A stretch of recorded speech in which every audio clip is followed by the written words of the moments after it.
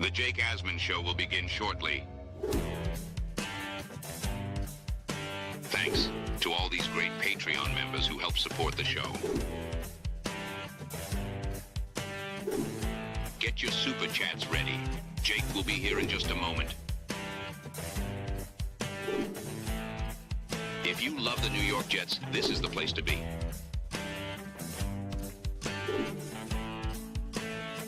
And now, the Jake Asman The Show. NFL Combine gets underway next week in Indianapolis. And Jet fans, we need to know which prospects to keep our eyes on all week long. Dom C, Talkin Jets draft analyst, will tell us. It's the Jake Asman Show. Let's hit it and get it started. Man, our Jets are primed to win another offseason, baby. Number one, we play with maximum effort. There's three elements of effort. Got burst, speed, and finish. If I don't see one of those, man, you're a traitor. Go play for somebody else. Win, lose, or draw. The one thing you're going to say about our defense, using the fight. That's an ass kicker.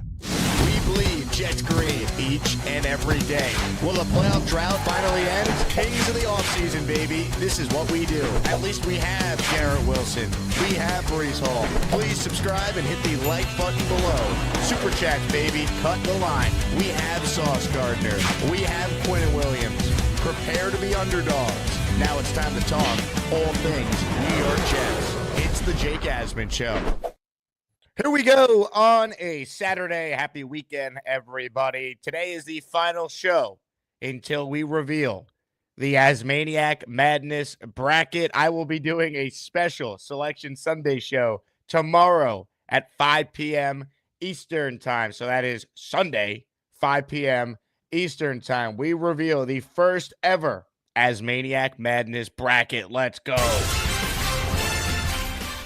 It's all happening. And also, next week in Indianapolis, the NFL Scouting Combine is happening. I will be there Monday through Friday broadcasting the show, giving you guys tremendous interviews with Jet reporters, NFL draft experts, and a whole lot more. So make sure you're subscribed to the channel. You like the video, and you tune in each and every day next week for our coverage from the Combine in Indy. Joining us right now to talk all things Jets is Talkin Jets draft analyst and a good friend of the show, Dom C. Dom, happy Saturday. And I know for you, you're like right in full draft mode, man. I mean, this is like a sprint from now until April 24th when the draft starts. Yeah, it's been going pretty quick and hot and heavy, that's for sure. There's so much. I mean, people call this the dead time of the year. I kind of would argue that for me, it's go time. So yeah, a lot of excitement. I mean, it all really starts. I mean, this year we had the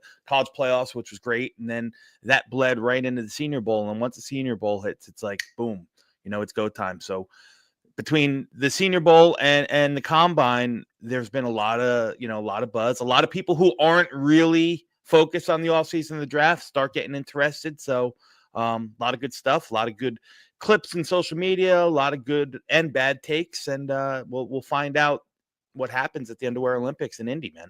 So you said it right there, Underwear Olympics. How important, in your opinion, is the Combine in the evaluation process for you? So I will say that I think first and foremost that the product, the film that they put out, the tape that they have takes top precedent. Like, film is king. But there's definitely some things that go into the Combine that are noteworthy, especially for, just say like cornerbacks and edge players. Like some of the speed and explosion numbers, will make or break a player, at least where they're seen in the eyes of the NFL. Like, I don't know if anyone really cares how many times, a defensive back can bench press 225 pounds, so on and so forth. But you like to see the explosion. You like to see the numbers. You like to see the quickness in the short area. All those drills, the 3-cone, I think is really vital. It's not going to really. It's not going to sway my overall rankings all that much. I mean, maybe a couple spots up or a couple spots down, depending on how somebody tests in some of those speed or explosion measurements. But all in all, I think at least I kind of really rely what I'm seeing on film. When it comes to the Jets in particular, Dom, Mhm. they're in an interesting spot in this draft because they're at pick 7. Yep. Based on just your rankings, looking at your exclusive draft guide that I'm not sharing with anybody, baby. I'm just studying all the info here. But based on not even just your rankings, but some of the other guys who break down the draft year round, it's not like it's a great quarterback class where we're talking about last year, for example, you had 5 guys go in the top 15. So you look at the Jets at number 7. There's so many different areas they could potentially go. If this was last year, it'd be like, well, you take the best quarterback because they need a quarterback. Well, Yep. not this year necessarily. So as we kind of, focus to the Jets, which prospects for you do you think are going to be on the Jets radar all week long in Indy? Listen, I'll say this as a whole, this draft class, I think consensus, and this is my opinion, but it's not a very original opinion. It's not the heaviest. It's not the most top heavy class, I should say. Meaning, like last year, there was a bevy, a handful of players who you knew were going to be top 5. I mean, even into like 6, 7, 8. Like you knew you were getting really, really good guys. The draft this year, for a lot of people, I mean, I think I have 12, maybe 13 first round grades total in the class.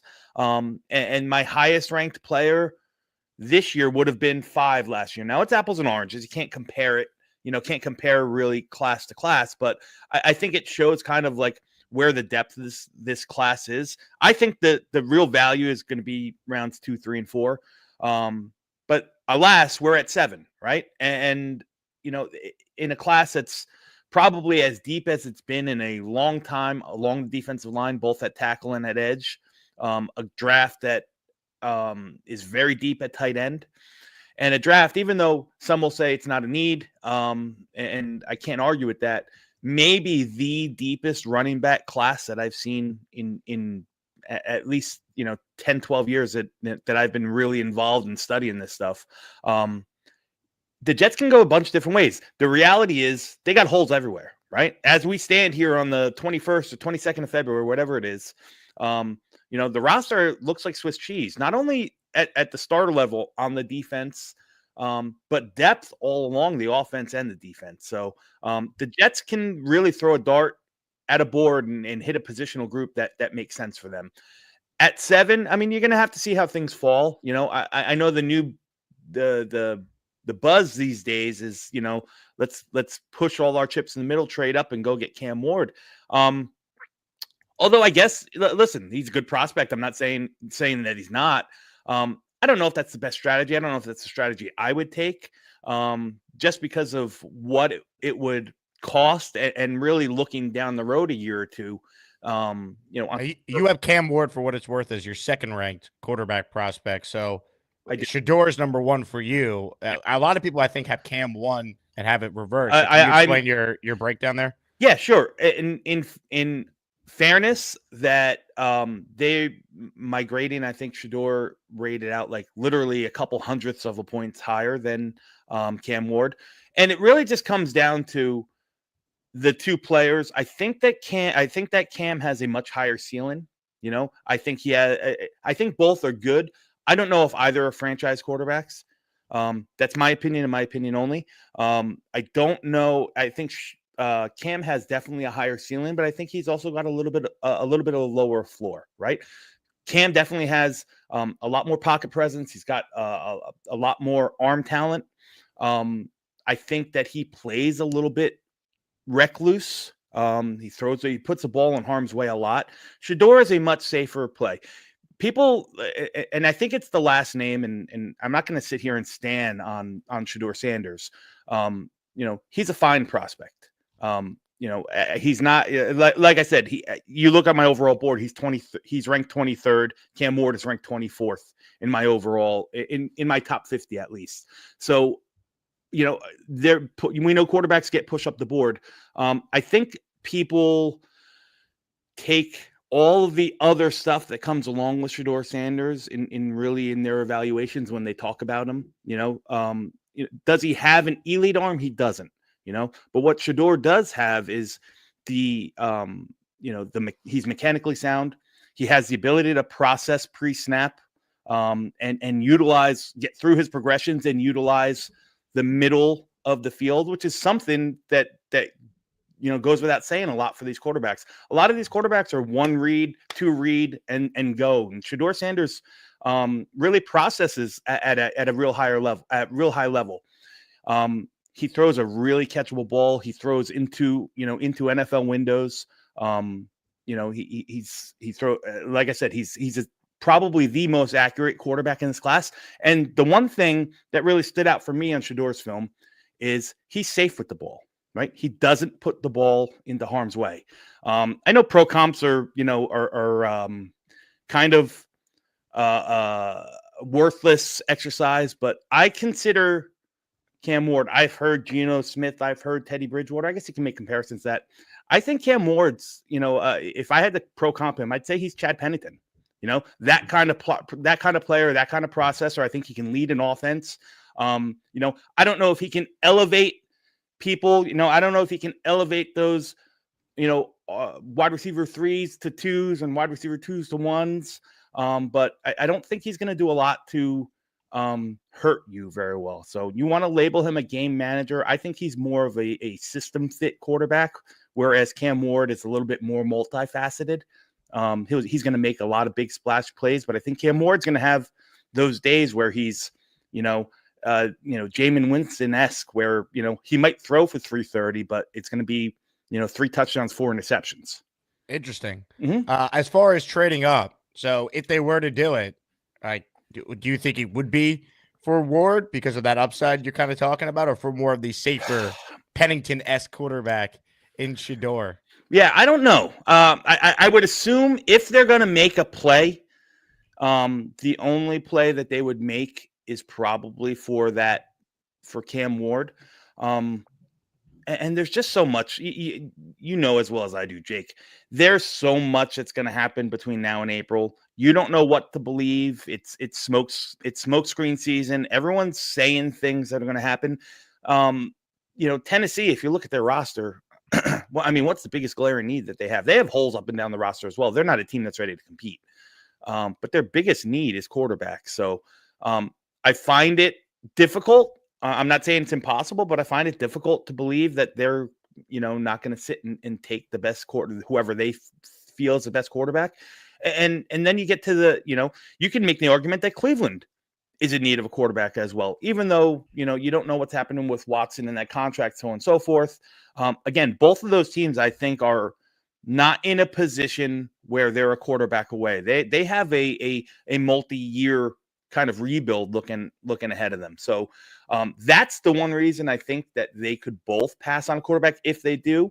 But then for sure, the Giants are taking one. And I think the Giants are going to sit pretty at 3 and take whatever falls to them. And they'll take, because I think they'll be happy with each one of the 2 top quarterbacks that falls. Or if they happen to go off the board 1 and 2, well, then they're getting, their best positional player. So a trade up for me seems unlikely, considering the capital that would be involved and the fact that the Jets have so many other holes and already drained capital in next year, losing a day 2 pick for Hassan Reddick. So I don't know if I'd be happy with it. I guess I'd be fine with it. Like, I'd be a little bit worried because I just don't know if this is the year with this quarterback crew that's coming out. If this is the year that you put forth, you throw your nuts on the table, if you will, and trade up and go get one. I'd rather sit and see what happens and let the board fall to me.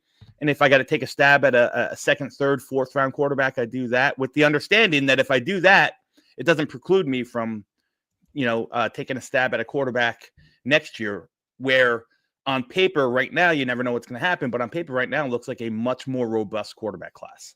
We will talk more about that quarterback class, as far as next year versus taking a dart throw. And no, I'm not just talking about Jackson Dart on day 2 or day 3 for the Jets. Plus, I want to get into more, potential options at 7, Tet McMillan, Tyler Warren, some of the other defensive edge rushers besides Abdul Carter, who I think has no chance of being there at number 7. But first, I want to acknowledge the Asmaniacs, baby. If you gift the membership, you're entered in our next raffle, which will be next week at the Combine in Indy. We're giving away a signed Sauce Gardner jersey, a signed Nick Mangold jersey, a signed Jermaine Johnson jersey, a signed Mark Sanchez helmet, and just added this week, a signed Joe Klecko Hall of Fame inscription helmet. Those are the top prizes. David Atkins gifted a membership before the show even began. He is in for one. Stack gifted a membership. That membership is now officially counted, so Stack is in our raffle. And shout out to Vinny,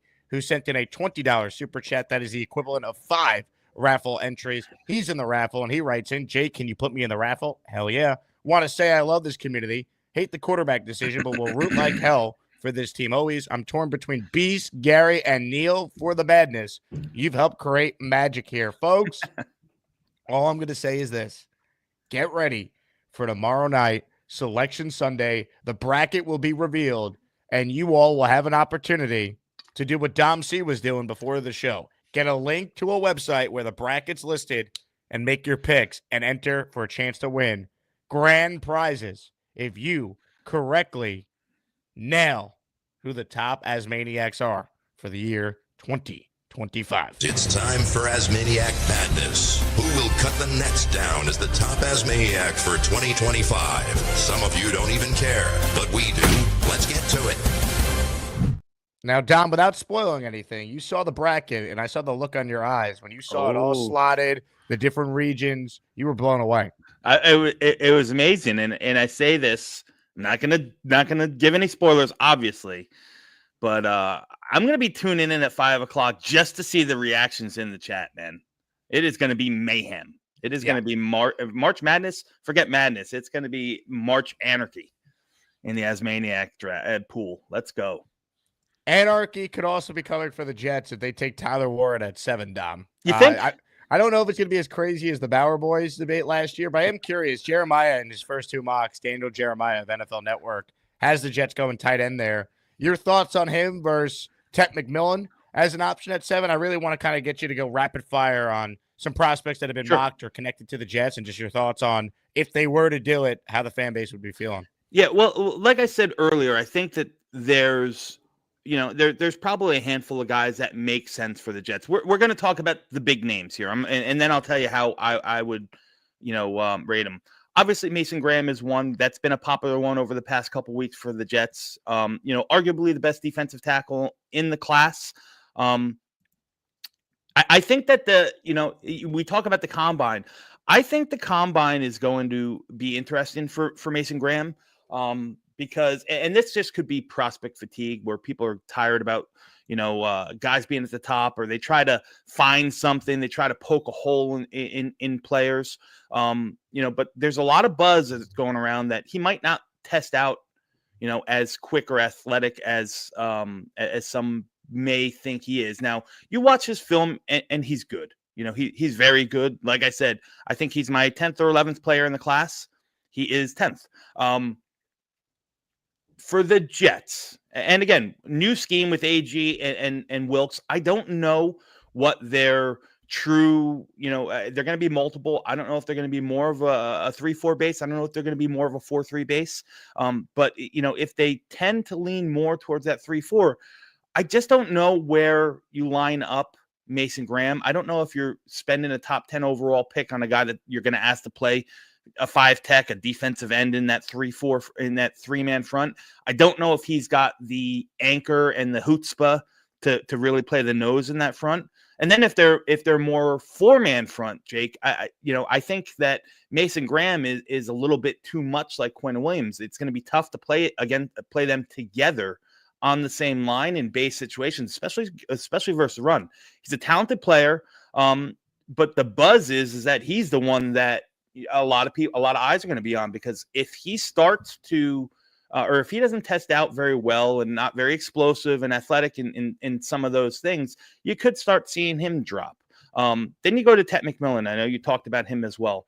Probably if I had my druthers, he's the guy who I think fits best with 6th overall prospect in your top 50. Yes. I think he's the guy who fits best with when you mesh talent and the need for the Jets, right? Because again, before free agency, it's tough to say, but right now, we're looking at a wide receiver core of Garrett Wilson, Xavier Gibson, and Malachi Corley, right? And although we love Malachi Corley as the prospect last year, we still don't know what he is. And he wasn't drafted by this regime, so we don't know how they're going to value him. We don't know how they're going to utilize him. We hope that Tanner Engstrom can figure it out, because sure as shit, Hackett couldn't. But yeah, so Tet McMillan, I think complements Garrett Wilson very well. It obviously fits a need. At 6'5", he's going to be athletic. He might not be a 4.3, 4.4 speed guy, but a guy that big, smooth, run, long strider. He does ridiculously good hands, big catch radius, big, long, and he's a yak guy. He put the ball in his hands and he makes people miss. And not to mention, he received like over 40% of the target share in Arizona last year. So that the ability to produce, and he's done it for 2 consecutive years. The ability to produce is there. To me, that's the guy I would kind of hone in on if he's on the board. Now, there's a guarantee that he won't be on the board. Let's go to Will Johnson, another polarizing name, right? Last year, I thought he was the best defensive back, arguably in college football. I think you can make the argument in all college football between him and Terrion Arnold, who ended up getting drafted by Detroit. I think they were arguably the 2 best defensive backs in college football. This year, he dealt with turf toe. He dealt with an injury. It really, really hampered his play early on the season, although he still had a handful of big plays. That's what he is. He's a guy who can turn the ball over. He's a guy who's so smart. He's big. He's strong. Not the best tackler, but if there's going to be any warts, I think you can take that with a grain of salt for a defensive back. But he matches movements very well. Another guy who the combine, if he even tests, because he's coming off that injury, is a lot of eyes are going to be on him because there's questions about his long speed. I think he has to run at 4.5 or lower. Anything in the 4.6 range, I think you're going to see him plummet as well, because there's already concerns about that toe. There's already concerns about his long speed. But when you talk about a guy who can shut down half of the field and really affect the game by turning the ball over, there's very few cornerbacks as good at it as Will Johnson. I think he's phenomenal. He's my 3rd ranked player in the class. Although, again, speaking for the Jets, I don't know if they need to spend that, a number 7 overall pick on a defensive back already. When you have Sauce Gardner, which I assume that they're going to pay big money to, you're already paying Michael Carter top 3 in the league at his position at nickel. You can't overinvest in the cornerback room. So, he's going to be an option there. Then you get into some of the edge guys. I talked about how deep this defensive line class is, not only edge, but at tackle. We talked about Mason Graham. The guy that I really like, and maybe 7 might be a little rich, I personally don't think it is Kenneth Grant, Mason Graham's running mate out of Michigan. Now, when you talk about the complement to Quinnen Williams, that's Kenneth Grant, Jake. He is, a big body, 6 foot, 6'4", 340 pounds. He's that one tech. He's that nose tackle. He's that 2 gapping, run stuffing guy that you want next to Quinnen Williams. That will help free up Quinnen Williams. But he's also got some pass rush chops to him. Like he moves for a guy 344 pounds. He moves like he's 244 pounds. Very reminiscent. Again, comps, take him for what it is. I comped him to Dexter Lawrence. I think he can have that kind of effect on the defensive line. Wow. Now, is he in play at 7? Because I'm looking at your top interior D lineman here. You got Mason Graham 1. Mm-hmm. You project him, obviously, as a first-round guy, potentially a top 10 pick. Walter Nolan from Ole Miss, I haven't heard you speak about. And then Graham, you say first or second round is your projection for him. So is that maybe pick 42 for him? But then tell me about Walter Nolan. I haven't really heard much about him, the D lineman from Ole Miss. Yeah, Walter Nolan's another guy. He is he's polarizing, man. He is he for a big guy, another guy who moves very well. He plays violent. His ability to shed blockers are by all means as good as anyone in this class. And like I said, he got a 1st-round grade for me. Again, I think his best fit is 3 tech. Again, we have Quinnen Williams that plays that position. So for the Jets, I don't know if it's necessarily the perfect fit, But man, Walter Nolan just makes plays, day in, day out on his film that just make your jaw drop. There are some questions. Again, there's some buzz and some chatter that people question how much he really loves the game. If he's really, really committed to being the best he can. I don't see it on film. I mean, it's not like a lack of hustle. He's not, he doesn't take plays off. He's just a constant force. That Ole Miss defense was really, really good. And he was he was kind of like the straw that stirred the drink on that Ole Miss defense. I see him as a perfect fit to Robert Saleh and San Francisco at pick 11. Like, that's exactly what they need. They got rid of Javon Hargrave. I could see them slotting Kenneth Grant in there. I could see Kenneth Grant going to 10 to Chicago. I mean, there's a lot more teams that need that true penetrating 3-tech defensive tackle. I think Walter Nolan's a better fit. Although I have him higher and graded higher than Kenneth Grant, I think Kenneth Grant's a better fit for the Jets than Walter Nolan is. Interesting. All right, a couple super chats I want to get to, and then I have a question for you about Will Campbell, who I've seen some Jet fans say, hey, look, if you're there at 7, you don't love the idea of taking a tight end that high, or some of the top edge rushers, you feel like after Graham there's a drop-off, just take the best O-lineman and call it a day. But you have Campbell listed as an interior offensive lineman, not an offensive tackle, which obviously some people think that Graham's the best tackle in this class. Plus, as I'm looking at your rankings here for O-linemen, thank God the Jets have Olu, because if you look at your tackle rankings, you have some guys that potentially wouldn't be deserving of top 10 picks. So the Jets have themselves Olu locked up. So we'll get to that for you, Dom, in a moment. Gifted membership from Dre Day. Dre Day, you're in the raffle for one with this. Let's go. Dones Syndrome. Dones_syndrome is the recipient of the membership from Dre Day. Vinny is entering himself in the raffle. He re-upped his channel membership. Thank you very much, Vinny.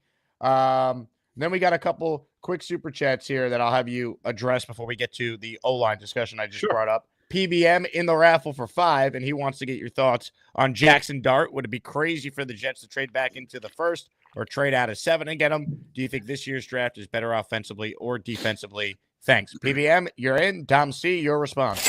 I think undoubtedly it's a much better defensive draft than offensive draft. Like hands down. Last year, I thought the opposite. I thought last year was a much stronger offensive draft, especially at the top. When I'm talking about, at least the top 2 rounds, there's going to be defensive tackles, that are drafted in defensive linemen, I should say, tackles and edges drafted in rounds 3 and 4 that are going to come in and affect the NFL game right from the get-go. Like, I'm not saying every guy's going to be plug and play, but you're going to see some starters over the next 2 years that are all from this defensive line class. It's really good. It's a defensive draft. Now, my thoughts on Jackson Dart.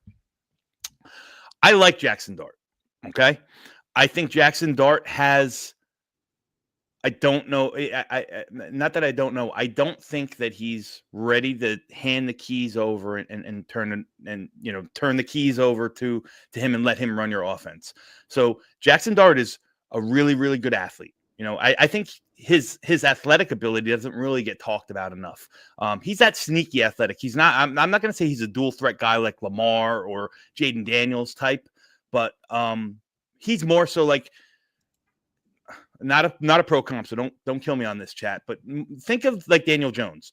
Daniel Jones, you think of him as quarterback, and then after the game you look back at the box score and he ran for 12 carries for 75 yards and a touchdown almost every game, right?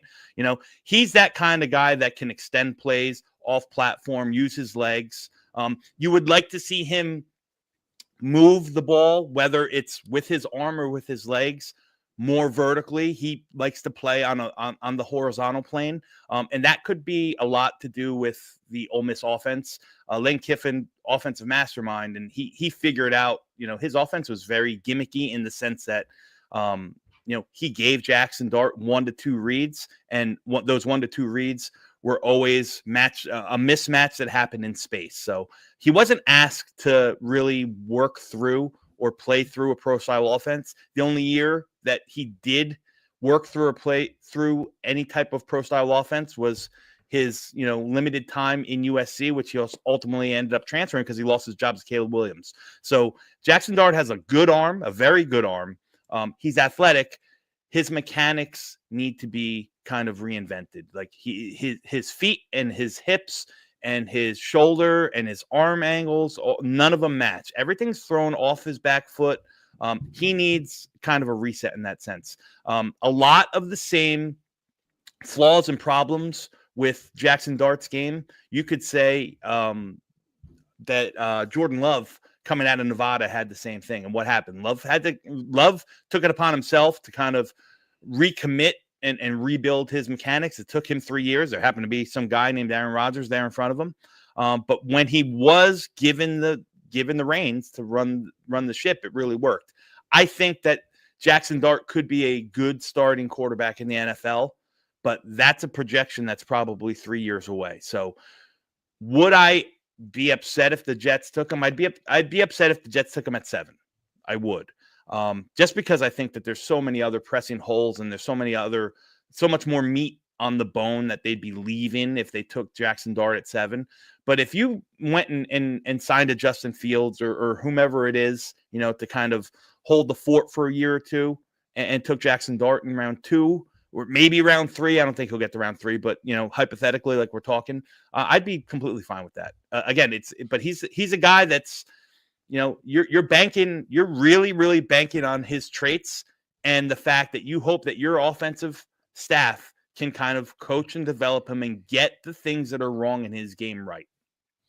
Dom C's top 6 quarterbacks in his draft guide: Shador 1, Ward 2, Jalen Milroe 3, Dart 4, Will Howard 5, Kyle McCord is 6. I read those names because a super chat here from David wants you to know your thoughts on Kyle McCord. Sit this year, of course. Thoughts on DB Edge, very heavy thoughts. So we had on the defensive stuff before, David. So if you just tune in, check that out. But as far as Kyle McCord, give us your quick assessment on him. I just read where you had him. You have him as your 6th rated quarterback, and you project him to go in the 3rd or 4th round. Yeah. So probably McCord's a good player.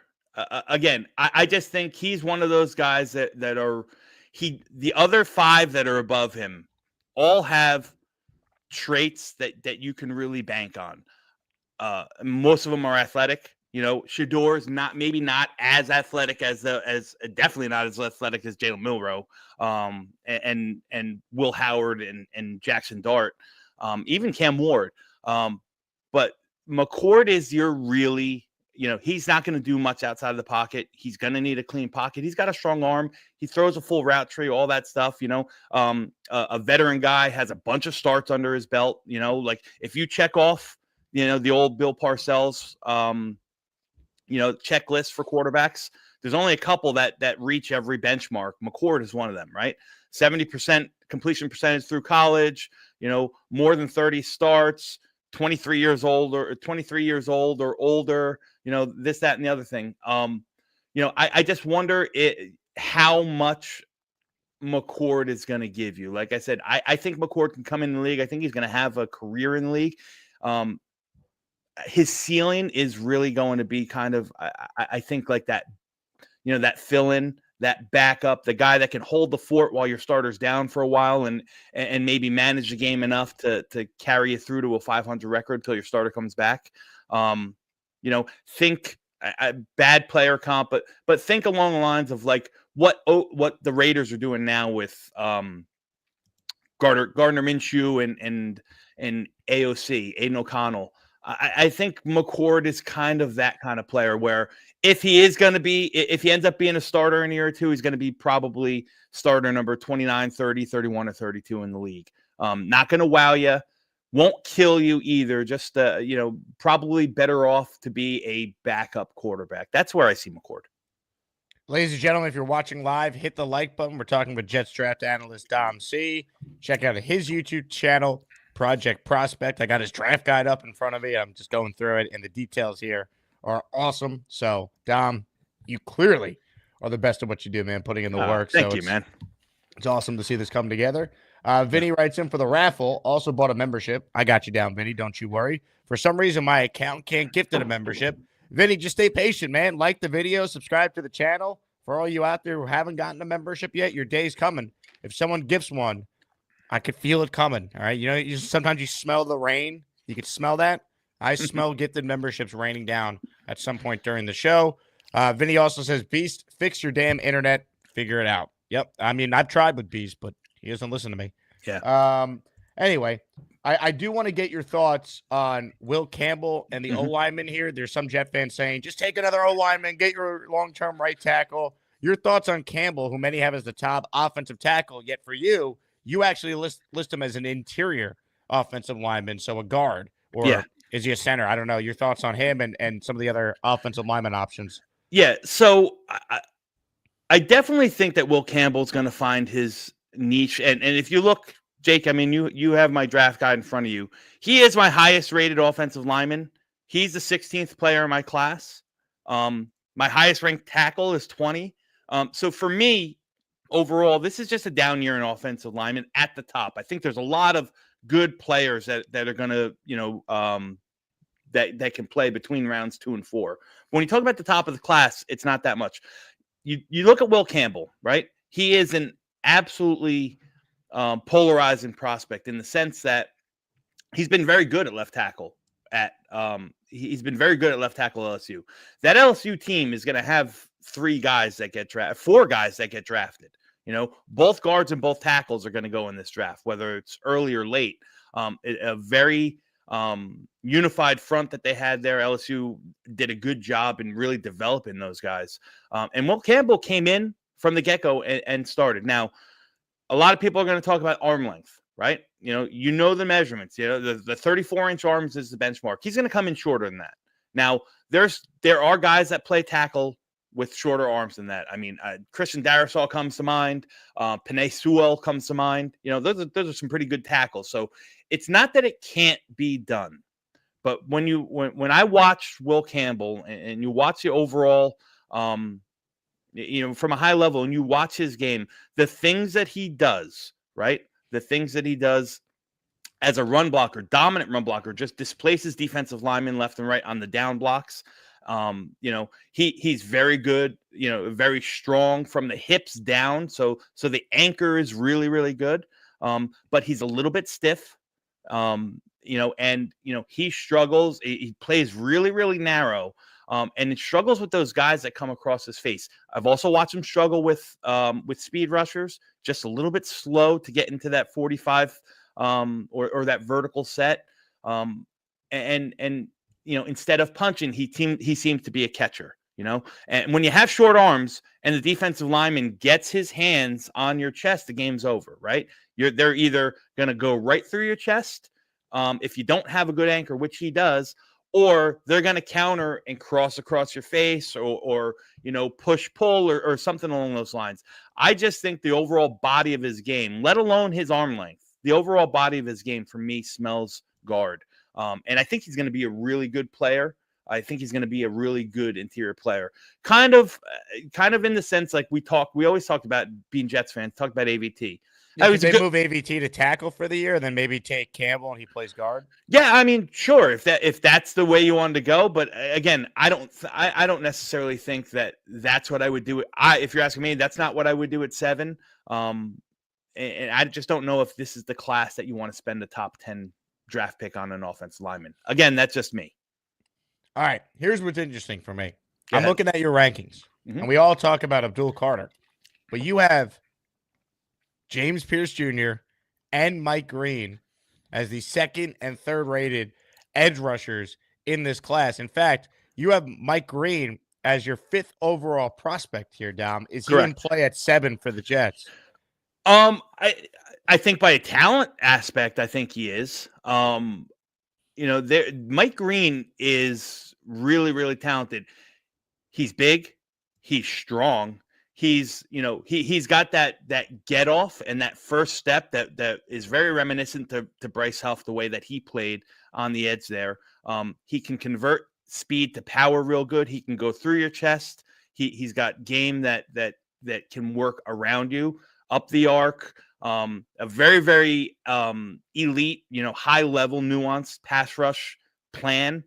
And the one thing that no one talks about Mike Green enough about is he's really rock solid against the run. For me, I think he's a top 10 talent in this class for sure. There are some questions, and I'm not going to get into them because I can't, verify anything, but there are some character questions that some people are raising against Mike Green. He was at Virginia, was excused from the team of Virginia, and everything's kind of stayed hush-hush. So I don't know if the NFL, I don't know if that's going to be a red flag for NFL teams. I'm sure it'll get discussed this week down in Combine when they're meeting with the NFL teams. But strictly on a talent level, I think, you can make the argument that Mike Green, for me, really is solidified as the second best edge rusher in this class. Second best edge. Interesting. Yeah. I mean, I'm looking at your rankings here, and it's fascinating to me. I mean, James Pierce Jr., is he someone that catches your eye as well? He's awesome, Jake. He's awesome. The thing with James Pierce that people are going to have a problem with is, his measurables are going to be important. He's going to be light. You know what I mean? He's gonna, if he's 245, I think that's a win for him. He might be more so 235, 240. But, we just watched, oh my God, why am I drawing a blank in Philly? Who's the edge rusher from Georgia that they drafted a couple years ago? Gosh, somebody in the chat help me. Not Jalen Carter. You're talking about an edge guy. Yeah, the edge rusher from Georgia. Small guy. I can't think of his name. Hang on one second here. Somebody help me in the chat. Nolan Smith. Thank you. Meadowland Swamp Thing. You look at Nolan Smith. Very similar in not only in skill set, but in body size. And Nolan Smith came in. Now, granted, Nolan Smith was the 32nd player taken in that class, or 31st player taken in that class. And he's come in his first year was really just a designated pass rusher, and really just did that this year until the playoffs, where he kind of developed and stayed on the field a little bit more time. But when you talk about quickness and athleticism, there's probably no better pure pass rusher in this class than James Pierce. The speed, the ability to get at the passer from the outside of the inside, it's second to none. I think he's a much, I think he's a smaller, but I think he's a much more nuanced version of Brian Burns when he came out of college out of Florida State. And look how Brian Burns developed. Now, Burns is a little bit bigger than Pierce for sure. Pierce, I think, is going to be kind of typecasted. I don't think a lot of teams that want their defensive ends for 3 downs with their hand in the dirt, I don't know if Pierce is going to be a fit for that type of defense. I like him more as that on your feet 2, 3-4 outside linebacker. He's got experience. He can drop off and play, in the zone. He can tackle in space. He does all that stuff very well. But in pass situations, you want somebody in this class to pin their ears back and get at the quarterback. There's probably, outside of Abdul Carter, there's probably no better singular pass rusher than James Pierce. We know the Jets need receiving help. So let's say they don't take a receiver at pick 7. I'm looking at your receiver grades here. You have 3 guys that you have first-round grades on. Correct. You have 4 receivers that you have second-round grades on. I could definitely see a scenario where if the Jets don't go wide receiver at 7, pick 42 of round 2 is a receiver. So your thoughts on some options for the Jets beyond the first round at the wide receiver spot? Yeah, so beyond the first round, and that's going to eliminate, I think Emeka Buka is my second-rated receiver in the class. I think he's awesome. I think Emeka Buka is awesome. From Ohio State, right? From Ohio State, yeah. His sophomore year, he carried 39% of the target share on that Ohio State offense that had Marvin Harrison. He was arguably the best receiver on that team that year. He then sustained an injury. And then came back this year and was real productive. Clearly the best route runner in the class, I think. Maybe a little bit more slot specific, similar to like the role that Jackson Smith and Jigba had coming out in for Seattle. They thought he was going to be a slot only guy, and then new offense, they moved him inside and out. I think Buka is really, really good. I don't think he'll be there in the second round. So when you talk about the second round guys, and again, for the Jets, what I'm looking at and I don't think I'm locked into this, but you have that shifty kind of short area quickness guy in Garrett Wilson, right? Good pure separator, can do a lot with the ball in his hands, with the ball in his hands. So I want that compliment to him. I tend to lean towards more of an X receiver and a boundary prototype guy. That would put into play guys like Jaden Higgins from Iowa State. That would put into play guys like Trey Harris from Ole Miss. That would put into play Jack Bech from TCU. Now, I will say this about Jack Bech. Some people think that he's going to be a slot-only guy. He's a converted tight end. He was the hero, not the hero, but like the true one wide receiver standout in Mobile. Like Jack Bech is going to be a much better pro than he was a collegiate player. And I think he could do a lot more than just the slot that people are kind of pegging him to be. I think he's that Cooper Kupp, that Puka Nacua type that is just like a real good offensive weapon. He's not going to be the fastest guy. He's not going to be the biggest guy. But, when you talk about production, he's going to be one of the guys that day in, day out, whether it's practice or whether the game is just going to come up big. 50-50 balls with Jack Bech aren't 50-50 balls. They're 70-30 balls. He catches everything. And, again, a converted tight end, he's a hell of a blocker. He's going to help the running game a lot. So when you talk second round, I really like the prospect that Trey Harris is. I really like the prospect that Jaden Higgins is. They're those true prototypical X build, but I really like Jack Bech as well because I think he's the kind of a jack of all trades, and he's the kind of guy that I think is going to be wherever he lands is going to be a fan favorite real quick. This tight end class, by the way, unreal. Beyond Very just good. Warren. Yeah. I've seen you in my chat before. Like I know you like Warren as a prospect, but beyond him, I mean, could they go tight end round 2, round 3? Like I really think this is the year to need a tight end. Yeah, this is a good year to need a tight end, and the funny thing is that there's so many different variations of tight ends in this class, right? You get Warren, who's kind of that do it all. He's very good at a lot of things. So are you a Warren whisperer, by the way, or do you want to go on the record? I mean, Warren whisperer, like, do I think it's Tyler Warren or bust at 7? No. Would I be upset? No. Listen, if the board fell the way I think it's going to fall, I think realistically the Jets are going to have their if they stick and pick, if the board falls how I think it's going to fall. Give me a stick and pick, Dom. The people need it on a Saturday. I think I'd go Tet McMillan, and if Tet McMillan wasn't the choice, I'd probably have a hard discussion between Tyler Warren and Kenneth Grant. So Tet McMillan would be my pick, just because I think the positional, not only the positional importance that you have as a wide receiver, I think the positional need, and we don't want to talk about this, but we still don't. There's no solidified future for Garrett Wilson.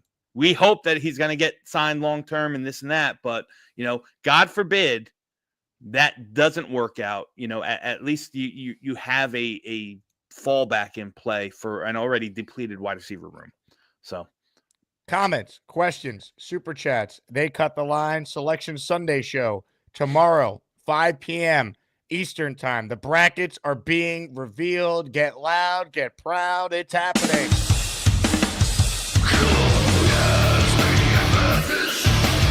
Who's gonna be the best of the bunch?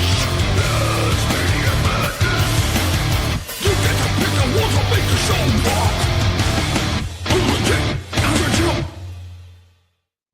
Get loud, get proud. Dom C has seen the bracket, and he has thoughts that he will eventually be able to share the next time he is on. All right, couple super chats for you here. Yeah. Meadowland Swamp Thing, who you shouted out earlier, wants you to rank Jordan Travis if he were a part of this year's QB class.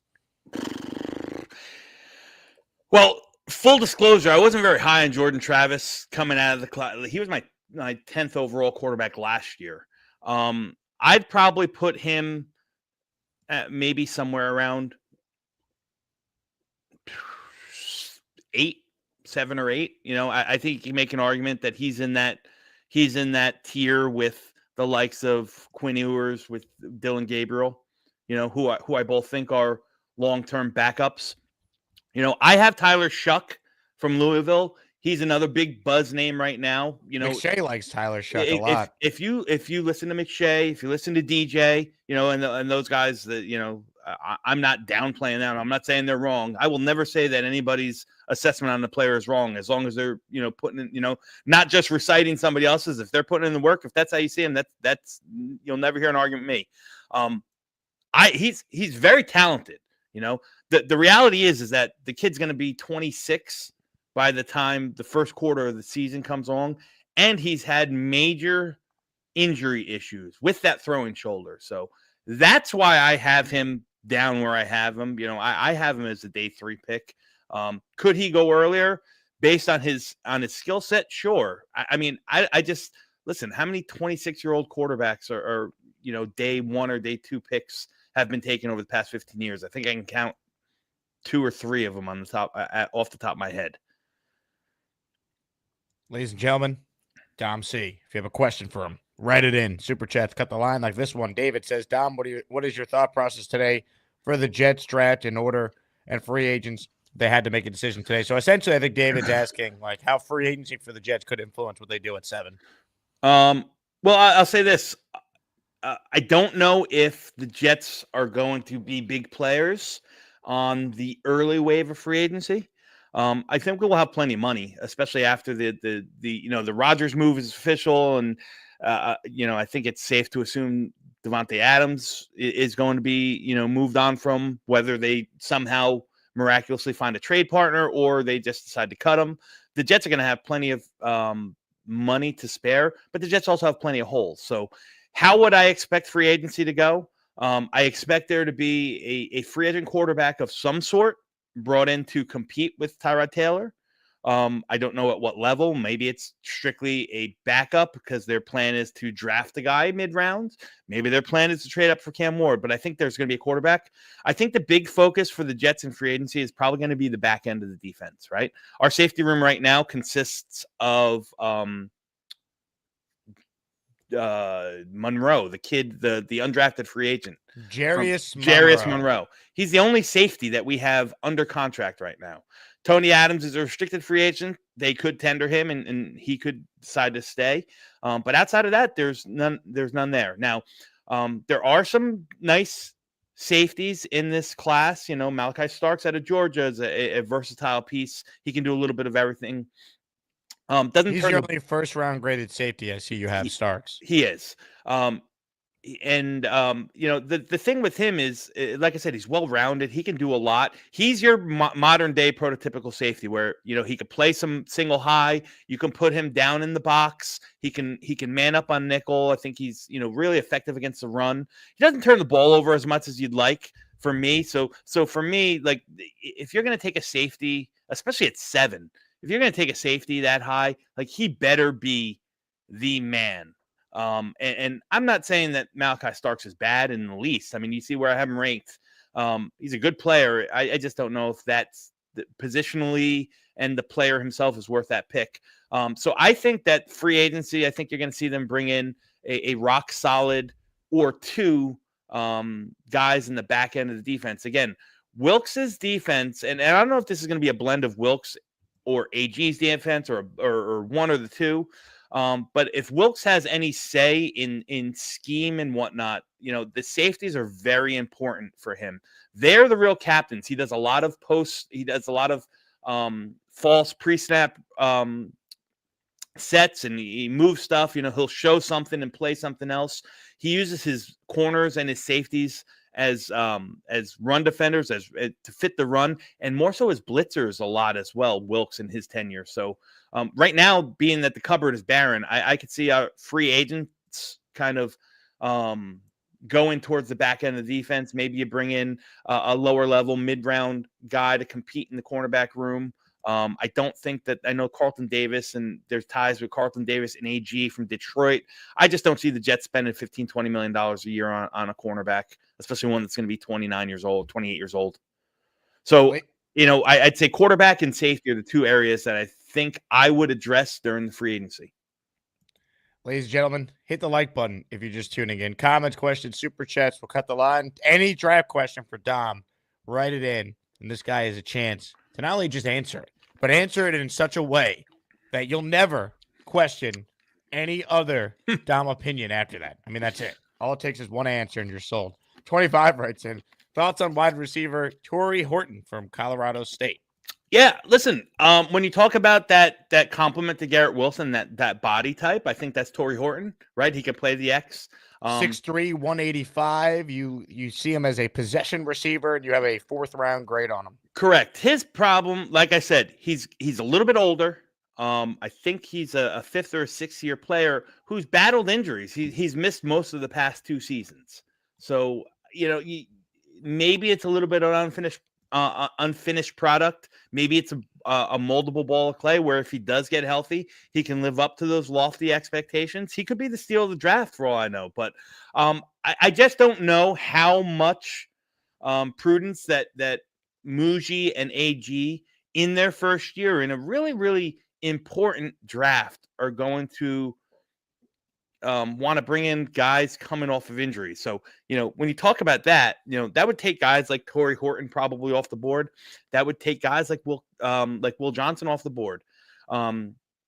Savon Revel, the other cornerback from ECU, who's really, really talented. I think he'd fit perfect in AG's scheme, but he's coming off an ACL. Benjamin Morrison, the cornerback from Notre Dame, coming off of hip surgery, missed the whole year. So I think I would assume that they're going to kind of play safe in that and kind of steer clear of the guys who are have those injury flags. Dom C joining us. Any question, you write it in and we'll answer it. Duncan wants to know, is there a place to find all your rankings, Dom? Well, I'll be putting them out on Twitter. Again, I do have, Duncan, I'm being honest with you, I do have a draft guide. My intention was to get it out to the masses, but time got the best of me, and I don't want to put a product, although I'm comfortable and I'm really satisfied with the content of it. The way it looks and some other stuff, I just couldn't really devote as much time and energy to. So I will be putting out my rankings. You can find me on Twitter. Between now and the draft, I'll have stuff there. I'll be doing a lot of positional breakdowns, and you can hear my top 10 and my top 15 in, through my channel. Shameless plug, Jake, Project Prospect with Dom C. On Monday nights with the Talkin Jets, we're always talking about prospects. Me and Ryan from Jets Talk 24/7, and I will taxes Dom C this time of year. That's right, and I will be contributing. You can find all my entire scouting reports. I'll be writing for a publication that's going to be put out in April, geared towards Green Bay Packers. They have a group of content creators who put together a draft guide geared towards the Packers, and you'll be able to see all my scouting reports for the tight end group. So I'm writing on the tight ends. I'm a Colston Loveland truther, Dom. Yeah, he's so good, dude. He's a guy who, for sure, people aren't talking about as enough. He might go in the first round. I mean, Jake, he might go in the top half of the first round. Really? There's no doubt in my mind he's going in the first round. Listen, I'll say this: I'm not going to be floored if Colston Loveland's the first tight end taken off the board. Now, I have Warren ranked a little higher than Colston Loveland because I think that they're different. Colston Loveland is that the type of tight end who's not just a tight end, right? He's the type of guy who can be your dominant pass catcher, right? You think of, again, not comparing him to him, but you think of the kind of effect that Travis Kelce had on that Kansas City offense, where he was the real focal point of the offense for many, many years, and the wide receivers were secondary options. That's the kind of effect that Colston Loveland can have. He's big, he's strong, he runs routes as good as many wide receivers. Although his inline blocking is leaves a little to be desired. I don't think that's what his strength is. He's a very willing blocker. He's a good blocker on the flank and in the perimeter. He's not going to move people. He's not going to move defensive tackles all that much from inline, but you're damn sure he's going to run by safeties and linebackers and nickelbacks as well. And yeah, again, another guy who was Great band, by the way. Nickelback, your favorite? Oh yeah. Yeah. Yeah. Colton Loveland really, if you're a stat reader, you're not gonna be wowed by his stats this year, but that had all to do about the horrific quarterback play at Michigan this year. Yeah, I mean, you watch him; he does everything that you want a tight end to do. So He I would does describe everything. You're right. him. And I'm no expert like you. Now, I do have a very interesting question for you from Dennis Gorman. Are you familiar with the great Charles Gorman? I am. So Dennis is Charles's dad, and he wants you to review the film on his son's farts. Do you have it in you down to break down some film? I've been known to really give my opinion on some good flatulence. Like Dennis, though, if you're gonna send me a cut of Charles's fart, it better be like legendary. It better be like 12 seconds and 4 octaves. I don't want no quick sudden air horn. I want something spectacular. Well, I'll tell you what, you're in luck. I have 2 cuts for you. Here we go. Whenever you're ready, Dom, I'm going to put it on the screen, and you give us your initial thoughts. Let it rip.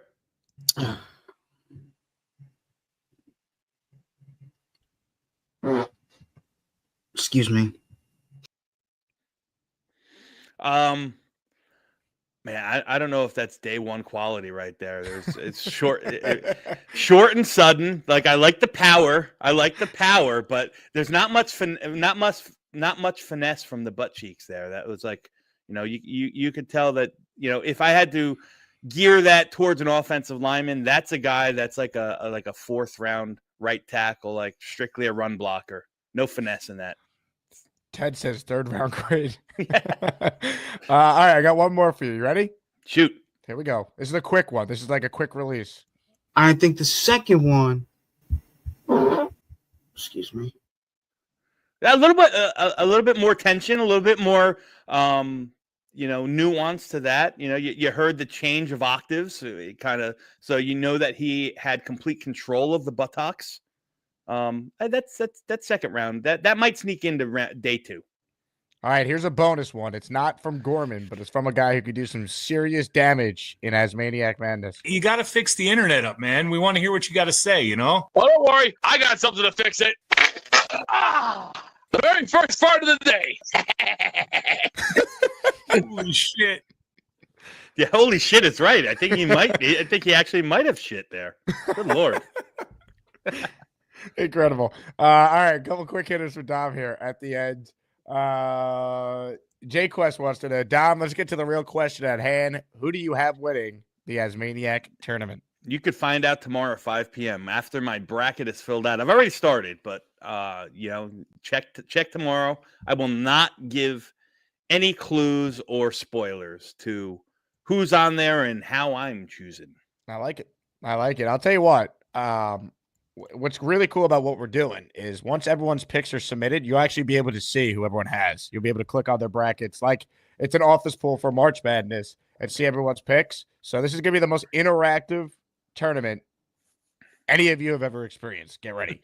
Alan says, I love the unhinged nature of this show. Thank you. David says, Jake gets some damn good analysts. Good stuff. Yeah, how many draft people could break down a Charles Gorman fart like it's nothing? That's Dom's thing. All right. Last super chat here from Bino. He says, Dom, Ja'Cory Brooks, in my opinion, will be a steal for someone later in the draft. Your thoughts on him? Oh, man.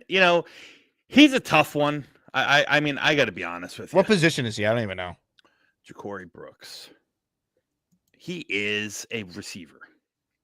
I don't know if he's going to be. Listen, I don't even know where I have him on my board. I got to be honest with you. You have 40 receivers. I got 4. I got plus 40 more. Yeah. The guys in the bottom I just haven't had. And if you look, Jake, look at number 41. So I haven't even gotten a full Bino. I haven't even gotten through a full 5-game session of Ja'Cory Brooks. Again, like I said, I'm a one-man show and I just can't get through everyone. I like his size. I will say that. I can't really give you true analysis because I haven't even given Ja'Cory Brooks that hard of a study yet. So sorry, I don't got more on him. No, you know what? Funny enough, you had more on Charles Gorman's farts than you did on Ja'Cory Brooks. On Ja'Cory Brooks, yeah. Well, listen, and the truth is, there's guys that, and we talked about this in the green room before we got on. There's guys that are going to go on on day 2 and rounds 2 or 3 that I still haven't been able to get through film. I'm only one person here, but I have, I've probably scoured through about 150, 200 prospects in depth. I'm just laughing at this comment. And the one who sat next to me. That's my favorite type of comments. When people walk into the show, they have no idea what's happening. The best. Dom, you're the man. I know you said it earlier, but for those just tuning in, make sure you guys subscribe to Dom's channel, Project Prospect. You'll see him on with the Talkin Jets guys on their channel. Dom will be joining us throughout the offseason when he has time like today to break things down. And Dom, I'll be at the combine. So if you got a question you want me to ask to a particular prospect that's there, you let me know and I'll ask it for you. Yeah, well, listen, make sure you bring your computer because I want somebody else. If you get DJ, if you get Mike Renner, you get Trevor Sikkema, I want their analysis on the Gorman fart. That's what I want. That'd be an interesting bid. Have the top draft analysts break down the Charles Gorman fart. That might get me thrown out of the combine, or it might make me a big hit. I guess I'll have to find out. Yeah. Oh, Dom, man. you have a great Saturday. I appreciate you hopping on. Will do, Jake. So long, guys. Dom C. Make sure you guys subscribe. He is the best. I got his draft guide up here. It's incredible. I mean, Dom, you got to find a way to release some of this to the public, dude. I know you got some stuff coming on Twitter, but wow. I mean, I'm just going to start studying this every day. Let's see. He has grades on 38 running backs. 38. Who has time to do this? Dom's got a wife. He's got kids. I was with him in London. Incredible. 25 writes in. Once the bracket is released, I'm going full bookie and creating odds for each contestant. Get ready, folks. This is going to be a tournament the likes of which none of you have experienced before. That's all I'm going to say. Comments, questions, super chats, cut the line. If you're tuning in late, we need gifted memberships for the people, and you all need raffle entries. If you want to win a signed Sauce jersey, a signed Mangle jersey, a signed Jermaine Johnson jersey, a signed Mark Sanchez autographed helmet, a signed Joe Klecko Hall of Fame inscription autographed Jets helmet. Those are the 5 prizes for the Asmaniac raffle that will go down next week at the Combine in Indianapolis. Let's get to more of your calls, or by more, how about your calls? We haven't taken any yet on today's show. So let's open up the Gusbuster Umbrella Hotline right now. We say hello to the big fella who's up first. Big fella, how are you? Hey, man, how are you? Thanks for bringing on Dom C, man. Appreciate 100%. Now, big fella, this is the first time you called since you were a part of one of the more viral moments we've had in a long time on the show, the Beast Breaker earthquake fart. Yeah. Let me tell you something. It's changed my life in dramatic ways, man. But it's good. No, it's always good to hear Dom C and everything like that. He's a wealth of knowledge. So who's your guy at 7? Don't tell me it's Dart still.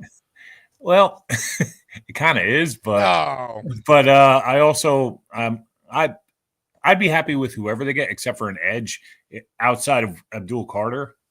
I don't want an edge. I like Mike Green. More I watch him. He's good, but I just think it's redundant since we already have. But Jermaine's coming off the Achilles, right? Right. Will McDonald might just be like just a pass rusher guy. Like, is he an every down player? Like Mike Green might be an every down player. Yeah, no, that's true. I would rather have something different, like Will Johnson. To me, pairing him with Sauce would be good. I'm not big on a safety at 7, like Starks. No, thank you. I could be talked into maybe an offensive lineman or, the receiver, but I do like Jackson Dart, man. So you're a Dart dude. I am the Dart dude. That's what I'm saying. I mean, would your reaction be if they took Dart something like this? Hey, Beast, you're up. That reminds me of the caterpillar from Alice in Wonderland, bro. His face is just like, oh. It's wild. Yeah, but so I mean that's where I'm at. I'm looking forward to this thing tomorrow, the Asmaniac tournament. Let's see. You know what? I'm just gonna pull up where you're ranked. No spoilers, but let's see. Yeah, no, I don't. I am curious to see where you're at. I don't expect to win it, so it's all good. No, I was filling out my bracket this morning. I have you making some noise, big fella. Oh, thanks. I do. Look, it's matchup dependent, obviously. Where are you? Yeah. I don't even see you. Big. Oh, I got you. Oh, yeah. You know what? Your first round matchup without any spoilers is very intriguing. Okay. I have you winning, but I don't think it's going to be as easy as some think. Yeah, well, let me tell you something. Every caller on this channel brings something special, so it's going to be tough regardless. But yeah, no, I mean, I'm like I said, I'm looking forward to it. Thank you again for having Dom C on, and look forward to next week. I hope you have a safe flight. If I don't get to talk to you, and that's it. Go Jets. Big fella, you're the man, and thank you for being a part of history. Thank you, man. History that looked like this. You got to fix the internet up, man. We want to hear what you got to say, Well, don't worry. I got something to fix it. The very first part of the day. Holy shit. For those who didn't see that live, the context of that is Beast was trying to one-up Corbin with Corbin on the air. Just incredible. A question from one of our youngest listeners who's not eligible for the tournament because he's a content creator himself. How do I fill out a bracket? You'll get a link on Sunday, Connor, where you can enter the bracket pool and you'll be able to fill a bracket out. If you're on the Discord, which you are, you'll get it first. So I'm going to post it right as the Selection Sunday show starts. We didn't want to give it out early because we don't want people spoiling it in the comments during the bracket reveal. So tomorrow, if you're a Patreon member, get in the Discord and you'll see the bracket first in real time. And then everyone else watching the Selection Sunday show will then get a chance to fill it out after we announce the bracket. It's going to be wild. By the way, if you join the Patreon and you sign up for the year, you get 10 raffle entries into our next raffle for the Klecko signed helmet, Sanchez signed helmet, Jermaine signed jersey, Mangold signed jersey, and Sauce signed jersey. We're up in the prizes, baby. You guys have been amazing, and it gives me the funding to buy cool stuff to give away. Thunderlips with a super chat. Halfway through watching the best of shows, my top 4, Bobby Midnight Boys, Gator, Charles, and Gary's Nanny. That chick cannot cook like Rachel Ray. I'll tell you what, if Gary's Nanny called in just once solo, she'd be in the tournament. That's the impact that she had during her cameo appearances with Gary. Comments, questions, super chats. We'll cut the line. Let's say hello on the Gusbuster hotline right now to someone that we have not heard from in several days. Let's find out if he is a new fry cook at BK. Hi, everybody. This is Bob from Vermont. I am Bob, of course. No, not yet. We got to find out Monday, I think. Monday? I thought we were finding out like 2 days ago. I know, but she wasn't there. She took the day off. And then yesterday was Friday. So Monday's the day, no matter what. I think so, yeah. I'll call Monday and she will be there. What about McDonald's? That's Tuesday. So McDonald's is Tuesday, and we find out if you got the job at Burger King on Monday. Am I following correct? Yeah. It's the opposite of the other way. I got your hat on. See? I see. I noticed. Yeah. Now, if you do get the job, are you aware that we have already created a Bobby Midnight BK emoji for you? What happens if I don't get it? Well, then we don't use it, and then you need to get a real job. Right. Yeah, I know. We'll make a Bobby Midnight McDonald's emoji. Okay, good. Hopefully the McDonald's is better. Indy says you're full of shit and you haven't applied to either. Is this true? Indy Jet, you go play with yourself in your garage, okay? That's all I have to say. Why specifically the garage? That's where he always is. I see. Gator writes in, what day do you get the mailbox opened? Oh, no. Yes. No, I did get it. Well, you're not using the mic he sent. I know. I didn't know if it's going to work on that. Plug it in. That's what she said. No, she did not say that. Yes, she did. No, I didn't hear her say that. Yes, she did say that. Nope. Okay, I'm gonna plug it in. I don't know if it's gonna work right now. That's why I didn't plug it in yet. So it does work. It does light up. Plug it in. Plug it in. Okay, calm down. I'm getting there. Calm No, down. I will not calm down until it's plugged in.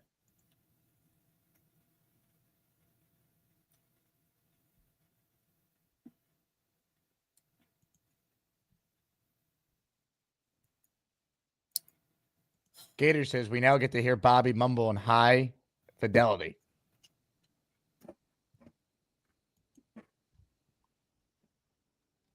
Let me figure out where it goes. Let's go. Plug it in. Calm down. No, I'm coming over there right now. Look, I'm in your apartment right now.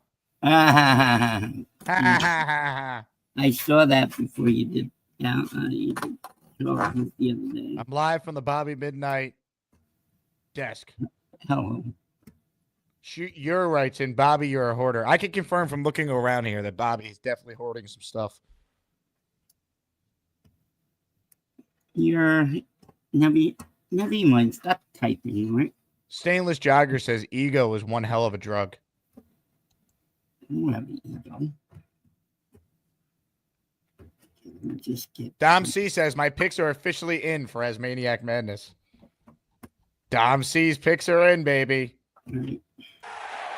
Can you take me off and come back and Matthew writes in, Jake, can you either confirm or deny that Bobby's chair smells like sauerkraut? I can confirm. Whoa! Yeah, ton of sauerkraut. Big fella writes in, what is Bobby trying to do? Let me get the thing in there. Can you go to the next call? I'll be back later. Sure, I'll go to the next caller. Who's the next caller? Nobody else wants to talk to you today? Ladies and gentlemen, joining us right now on the Gusbuster Hotline is our dear friend from Vermont. Oh, you know I like the Yankees and the Jets. Can't believe Jake and Roger met. I'm more than just a hat on Bobby. Oh, come on, Jake. I'm trying to set it up. You didn't. Oh, I can't do it right now. Can we just do it?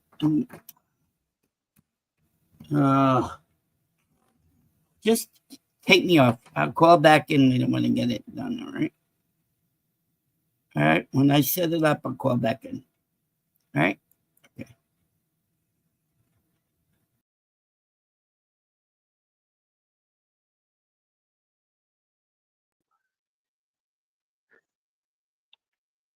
This is a low blow.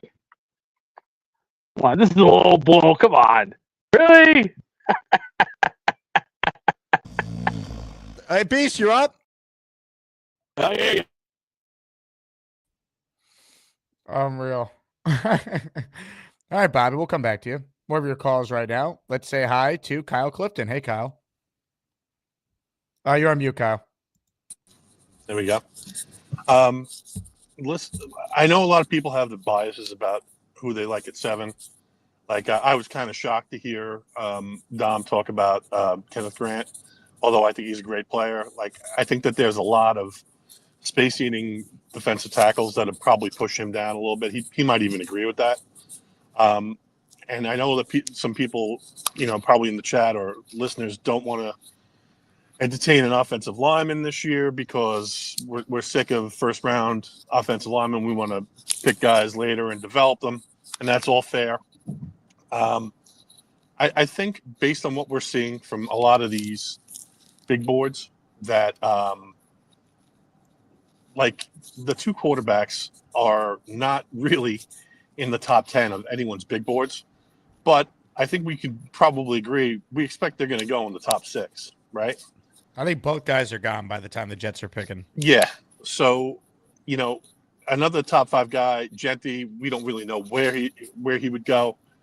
I think what it comes down to for us is a choice between, or a likelihood between Will Johnson, Tet, and Warren.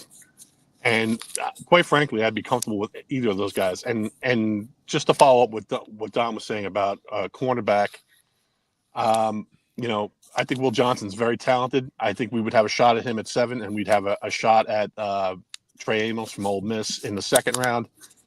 those are guys that I think we might focus on in the draft rather than free agency. Although I do agree with Dom that safety will be a focus and a thrust for us in free agency. Kyle, would you like to comment on those, describing your beard scratching into the microphone, causing a noise? There's all sorts of things going on. I'm in the car. There's a bumpy road that's shifting me around. I'll have to apologize for that. I can't really time when you need I'm AirPods. accepted onto the show. You need AirPods. That's what you need. Well, that's probably what I need. Yeah, this is the second time I've in. had the scratchy feedback in a week. Is Kyle's phone duct taped to a steering wheel? All right, I'm gonna take the abuse and I'll go. Kyle, excellent I'll call. soon, and look, you're always gonna be my drummer, man. I lied. You're always gonna be my. I guess you're playing guitar on this. Here we go.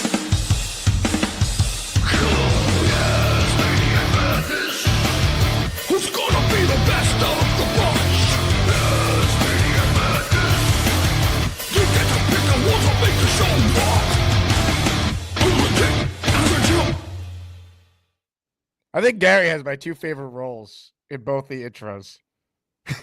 Him in like the full Kiss style metal outfit in that one, and then in the Jim Nance as Maniac intro, he's kicking the soccer ball on the moon. It's time for Asmaniac Madness. Who will cut the nets down as the top Asmaniac for 2025? Some of you don't even care, but we do. Let's get to it. It's pretty good. All right, I'm live from Bobby's house as he tries to get his microphone plugged in off to the side there. Hey, Bob. Comments, questions, super chats.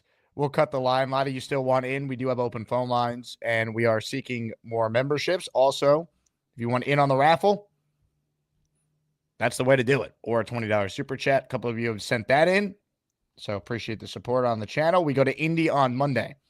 Boomtown wants to know, what are those boxes behind you? A bunch of stuff that Bobby has been hoarding since 1994. If we're being brutally honest here. Comments, questions, super chats. Let's get to more of your calls. It's time to unleash the beast.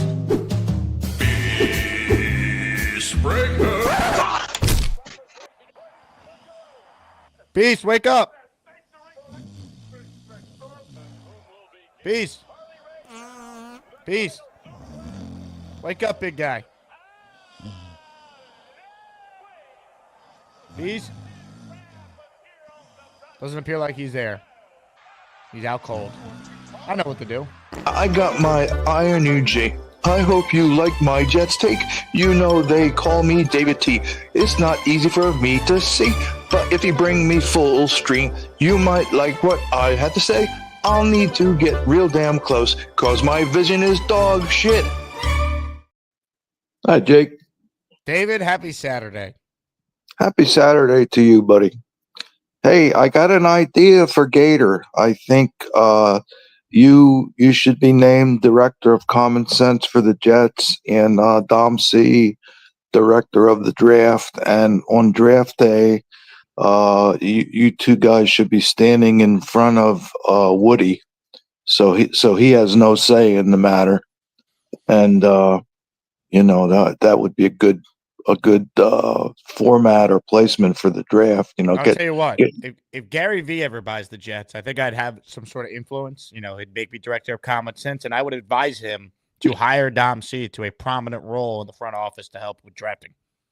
Oh, Dom C is phenomenal. I just, I've been listening, and between you and him and his explanation of everything, and he's just terrific. Like the big fella said, thank you for bringing him on. So anyway, on the Jets thing, and this is pertaining to your conversation with Dom C. And then second of all, hats off to you. No disrespect to Gary, but they nailed it with Fashanu from Penn State, the offensive lineman, because you guys were saying it's not an offensive lineman rich draft this year, and I can see the spinning head, and Gary wanted Brock Bowers, but now, and then you were talking about the tight ends. So Tyler Warren, and I'm a Penn State, I'm a big Penn State fan, so that my heart is there. But then you're talking about this other tight end that's a potential, pick. And then explaining about Jackson Dart, and so that's where I'm at. I hope they take a tight end in the first round, and or maybe trade down to get that second tight end, and definitely a quarterback in the later rounds, and that's where I'm at, buddy. David, you make some salient points. Now, I will ask you a question that I think people are dying to know. Let me know when you're ready. I'm ready. Give me your final four in Asmaniac Madness.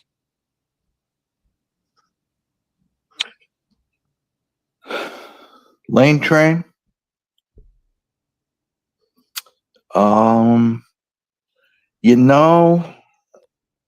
He's grown on me so much. I gotta go with the Beast.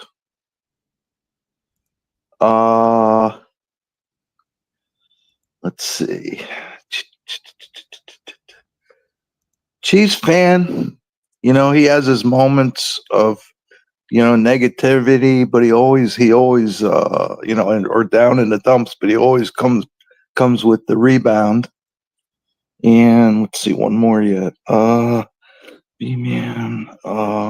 Who am I trying to think of? I got it on the tip of my tongue. Oh, darn it. You know what? I'm going to throw Jay Graves in there. Wow. We need a very knowledgeable, great person, from the 4%. I'm going to throw that in there.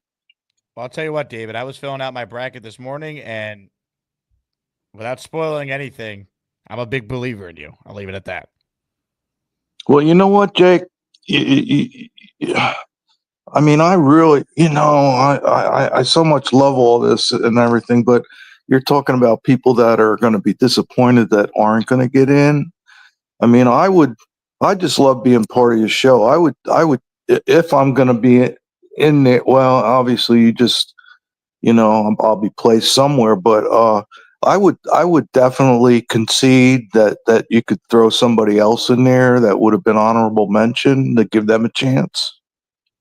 Well, David, you're a great guy, but you belong in this tournament, and I'm excited for you to see where you're seated. Yeah. Oh, I love it. I just love it. Yeah, it's fun. It's so much fun. And, one other thing yet, when you get back to Bobby, I kid around about this. One of my, I guess my all-time favorite fast food place is Burger King down here in Florida, and it was up in PA. And I even kid around. I say it's fine dining and all that kind of stuff. And I get coupons in the mail, so at least once or twice a month I take my coupons up to Burger King. So I have that. I have Burger King in my heart. I know Bobby might want the McDonald's job. If that's what he wants, I hope that's what he gets. But I'm kind of hoping he gets the Burger King job, to be honest with you. I hope so as well, but I have my doubts that it's going to happen at this point. Oh, yeah. Well, Bobby hasn't called back in since the microphone fiasco. I think he's ducking the show. That's my new feeling on Bobby. Yeah, well, maybe he's trying to work it out, and he can't. I'm not real good with gadgets and all that kind of stuff either. So maybe he's trying to hook it up and just can't do it. But you'll get him there. I hope so. Well, David, you have a hell of a Saturday. All right, I'll talk to you tomorrow during the bracket reveal. Yes, thank you, buddy. Ladies and gentlemen, David T. I got my Iron UG. I hope you like my Jets take. They call me David T. It's not easy for me to see, but if you bring me full stream, you might like what I had to say. I'll need to get real damn close, cause my vision is dog shit. Dave Brigger writes in, Bobby's anger does him in. I mean, I agree. Where is Bob? He's plugging in his mic. Call back. Nowhere to be seen. Kyle Clifton writes in, I'm in the process of trimming the beard. I got called away on family business. Matthew says, but Bobby's anger is also his greatest power. It's a double-edged sword. Fair points. Ladies and gentlemen, Beastbreaker claims he's ready. We know his internet will be dog shit, but we'll take his call anyway. You know what time it is? A Beastbreaker 666. I'm gonna take my fist and shove it up your ass, and then he got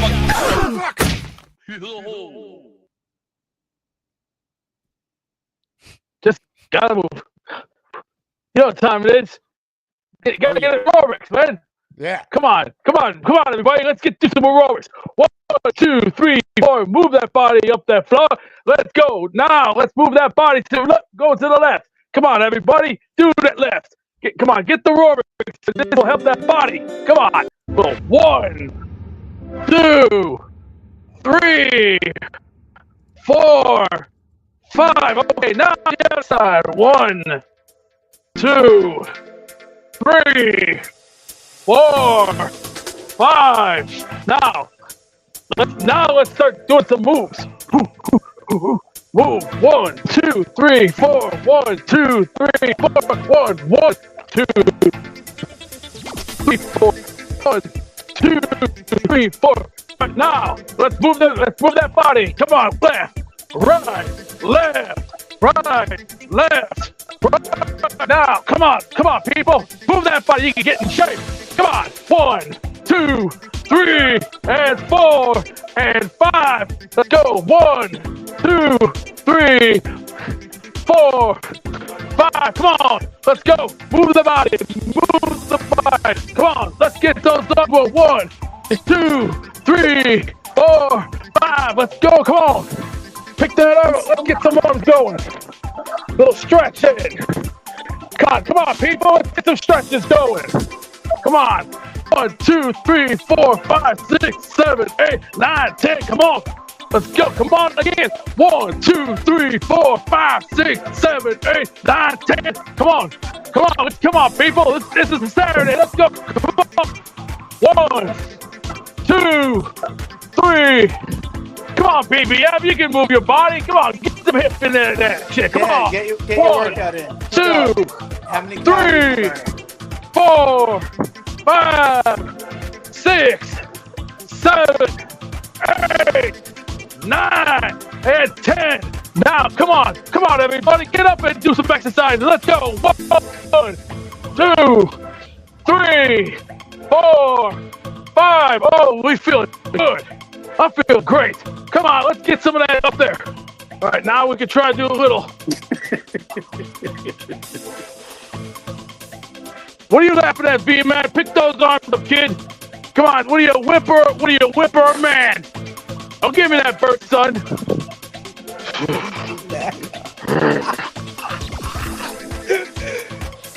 Oh, shit. That wasn't B-Mac. That was Kevin. About him. Come on, pick those arms up. Let's see some strength. Come on. Get in the position. Yes, you know. Dumbbells. Come on. In the air. There we go. We feeling good. All right, we're feeling good. All right, let's get back in shape. Come on. Get funky. Let's get funky like a monkey. Get funky like a monkey. Come on. We're going to go to our right. 1, 2, 3, 4. Come on, girls. You guys can do this.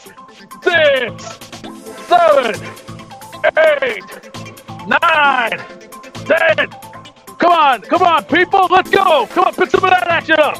1, 2, 3, 4, 5, 6. Really? 7, 8, 9, 10. Man, don't you feel that burn? Come on, get that burn inside you. Come on. Let's see if you guys can do it. Come on, pick it up. Ready? Come on, let's go. Straight again. This also helps the strength in the muscles. The grip. I'm feeling the burn. Let's go. Come Give it a on. 5, 4, 3, 2, 1. Okay, now the other side. Come on. Pick it up at 5, 4, 3, 2, 1. Oh, man, I feel good. I'll tell you, I feel like I lost 3 pounds already. Let's go. All right, who's ready to get down? Okay, now. Wait, girls.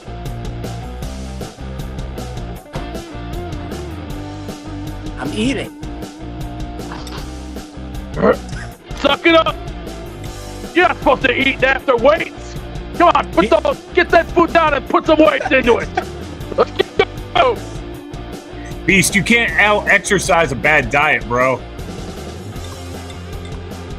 You have to look good. You gotta be lean. You gotta be mean. You gotta have some weights in there. You wanna be scary, don't you? No, right? It's in the air. You have to. Hey, to have this. To have this. You gotta have this. Come on. Who do you think makes these things? Yeah. Next caller, let's go. Who's next? Who's next on the calling list? Hey, let's get Bobby Midnight in here. Let's bring him in here. I see this fool over here. This guy.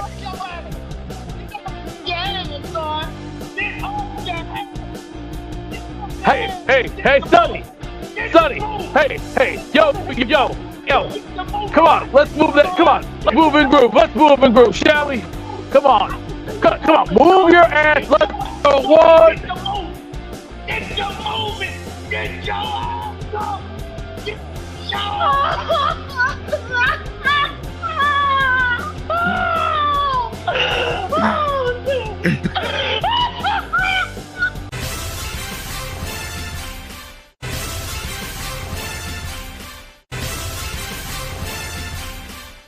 Who's going to win this tournament, man? How about Beast on the final day before the brackets revealed, leading an Asmaniac aerobics class? That was incredible. We got a Kiglowski cameo at the end. Are you kidding me? We'll get back to your calls right now. Great job, Beast. Way to inspire people to get healthy on a Saturday. PBM is up next. Hey, Mike. Yo. I just had one thing on the Asmaniac tournament. I got a prediction. So I like Chiefs fan, but I think he gets upset in the second round by somebody. Well, you don't even know the matchups yet. I know. That's the prediction. I like it. Because I feel like there's going to be a strong, like, I feel like Beast or whoever is going to be like a strong, like 8 or 9 seed. And one of the top seeds is going to get unlucky in that second round. And I have a feeling that's where it's going to go. I think there's going to be craziness. I don't think the top 4 is going to be the final 4. I think there's going to be... I could tell you in my personal bracket, I don't have all 4 of the 1 seeds making it. In fact, I have 2 of the 1 seeds going down before the final 4. So I'm excited for everyone to see the bracket tomorrow. So yeah, I could specifically outline why I have my picks the way I do. In the next 2 weeks, starting Monday, I'm going to be only listening to the show on podcast because I'm going away for a little bit. So I'm going to listen to everything later. Are you doing the voting in the show or is it on Twitter? No, in the show. But when you're matched up, I'll give you advance notice when it's going to be if you could find time, if you want to campaign for yourself when you're in a matchup. I'm not going to be able to. I'm going to be in Alabama. Let me see where you are. I think you're going to be okay. I don't think we're going to be doing yours because we're going to go in order of we're going to do each region first. Okay. Yeah, so I'm coming back March 9th. That's when I come back. Hell yeah. When is the tournament doesn't right? start till March 1st. Yeah, you'll be fine. You'll be around for your matchup. Cool. Yep. That's all I had. What you having some cereal there? No, this is a bowl. Bowl of what? It's a burrito bowl. Oh, very nice. Yeah. That looks tremendous. Yeah, it's good. My wife made it. What do you think of this comment here? Gary, my wife made it. And it's really good. How's that? By the way, I heard from a member of the 4% yesterday that absolutely loved your breakdown on why Gary is nuts with his Rachel Ray take. Yeah, that was crazy. That was a crazy one. But whatever. Jero writes in, the tournament criteria is unknown. Some callers are knowledgeable, some are interesting, then some are just crazy weirdos. I wonder what yeah. Jaro thinks of me. Crazy weirdo, obviously. God, that's hilarious. Let me see. I have some. I think I have. Let's see. I have official rules from the committee that I'll read. That's interesting. Yeah, but I mean, look, it's for each as maniac voter to decide what they're judging these on.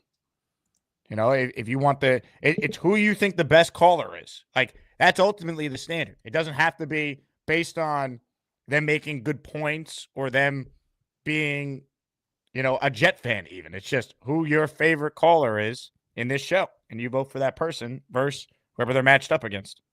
The one thing I didn't have was Beastbreaker doing aerobics. That was not on the card. Every day there's something new, and that was definitely not on the card.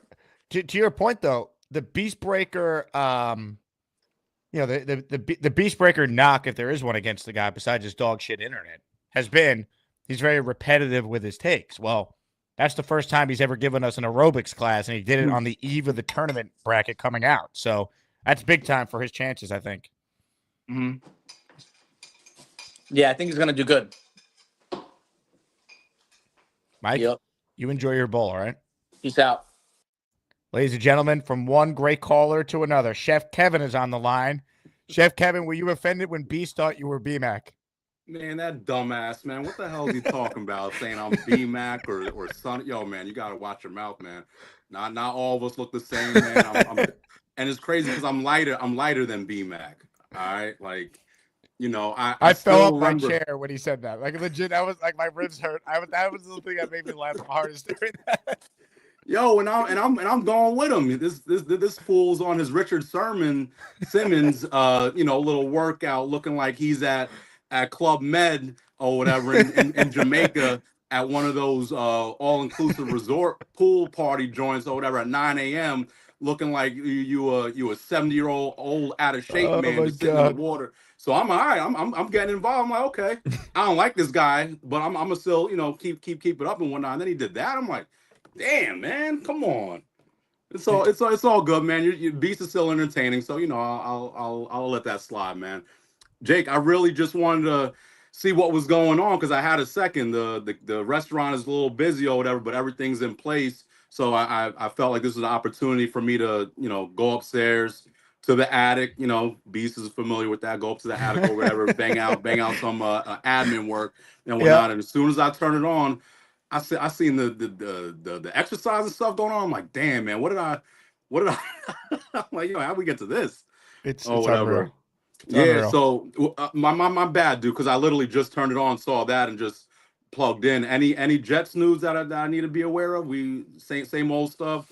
Quarterback in Tuesday, we'll have a little Aaron Glenn, Darren Muji press conference. That's right, at the combine. Since the Roger stuff. That's really it, man. I mean, we're just gearing up for the combine. I mean, all of us know that free agent quarterback options at this point. We've talked about it ad nauseum since that's it. Rodgers was told see ya. So I think it's a perfect time for the bracket reveal, to be honest. I think tomorrow's going to be a lot of fun. We created a Jet storyline that has nothing to do with the Jets. Jake, only you, man. Only you. Salute to you and everything that you do. And you give credit, man. You give credit when due. And, you know, you're a humble cat where you're like, hey, man, like the show ain't the show without the callers and everybody else, man. Gator is obviously has a big part in it. And then also the committee, you know, with Boom, Rich, TA and everybody. Like, you know, it's a whole group. It's a whole community, man. And just everybody that puts in, you know, with the chat, with the super chats and all that kind of stuff, just with memberships and everything. It's an awesome thing that you put together, man. But I really just wanted to, it was something that just stuck with me, man. It stuck with me yesterday with, and PBM was a part of that with Gary's Rachel Ray, that whole thing, man. Oh my God. Listen, hey, man, I'll preference this. Gary knows this. I love him, good dude and all that. Let me tell you this, man. If you're making me a meal and it only takes you 30 minutes, I don't want it.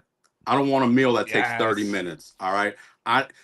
it takes give me some steak, give me some fish, some chicken that's marinated for at least 2 hours. An hour. Give me something, man. If you making ribs in 30 minutes, let me tell you something. I don't want them. I don't want ribs, and PBM knows this. I don't want ribs in 30 minutes, man. So I need somebody who could really make me a good home cooked meal that'll take time, man. Take some loving.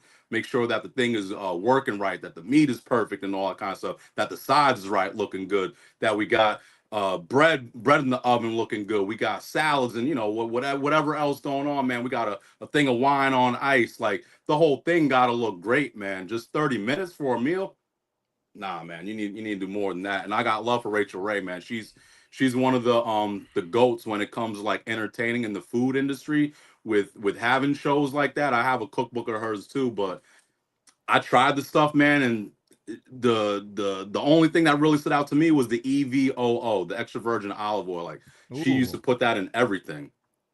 But other than that, man, my favorite callers, man, the people that made me stick to this show, the Bobby's my guy, man. I got Bobby going all the way. I don't care what anybody says. I know. See, a lot of people feel like you. There's a lot of people being like, Bobby's been different lately. He's been cranky. But I don't care, remember, man. people, I don't care, the man. rankings are evaluated based on the last calendar year. And you can't say Bobby Midnight has not been one of the most impactful as maniacs since over the last year. Really, not even just the last year, the history of this program.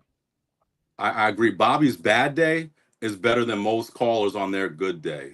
Like Great point. I get, Bobby has, some emotions and this and that, like, the things that he's going through and all that. Like, he's trying to get his health together, he's trying to get his finances right and all that. Like, it's tough also when you can't really move around as much as you want to do. And then sometimes the chat be talking crazy or whatever, kind of stirring the pot a little bit or whatever. So I get that. Bobby's a good, at the end of the day, Bobby's a good dude. And Jake, you do a lot of good stuff for him. Gator, I know the big fella was able to send some stuff to him to help him get right or whatever. But that's my guy, man. Bobby, at the end of the day, the dude is entertaining, man. You see other people, they come in, they do whatever they got to do, and they're hot for a little bit, and then they kind of sizzle up. Bobby, man, he's consistent. I would say he's consistently top 5 kind of caller. He'll slip at times or whatever, but he'll give us some football takes. He'll give us some other kind of stuff, man. He'll go some personal. He can flip it up to talking about the Knicks, the Yankees, or whatever. Like he gives That's a little bit of everything. And the thing that I love the most, man, he's a fan, man. You could tell like he got passion, and he's been doing this for a while. Jake, you're not the first person that he called into the show. Like he's been doing this long time ago. He's calling to the fan and all that kind of stuff. He even called to the fan. What was it? The past off season with the Knoble stuff and all that. That's right. He pranked 2 radio stations. Yep. Come on, man. Bobby's a legend. I remember Bobby with the Babe Ruth hat, where he just like it was like, very, very low. You only saw like the eyes and a little bit of the hat, man.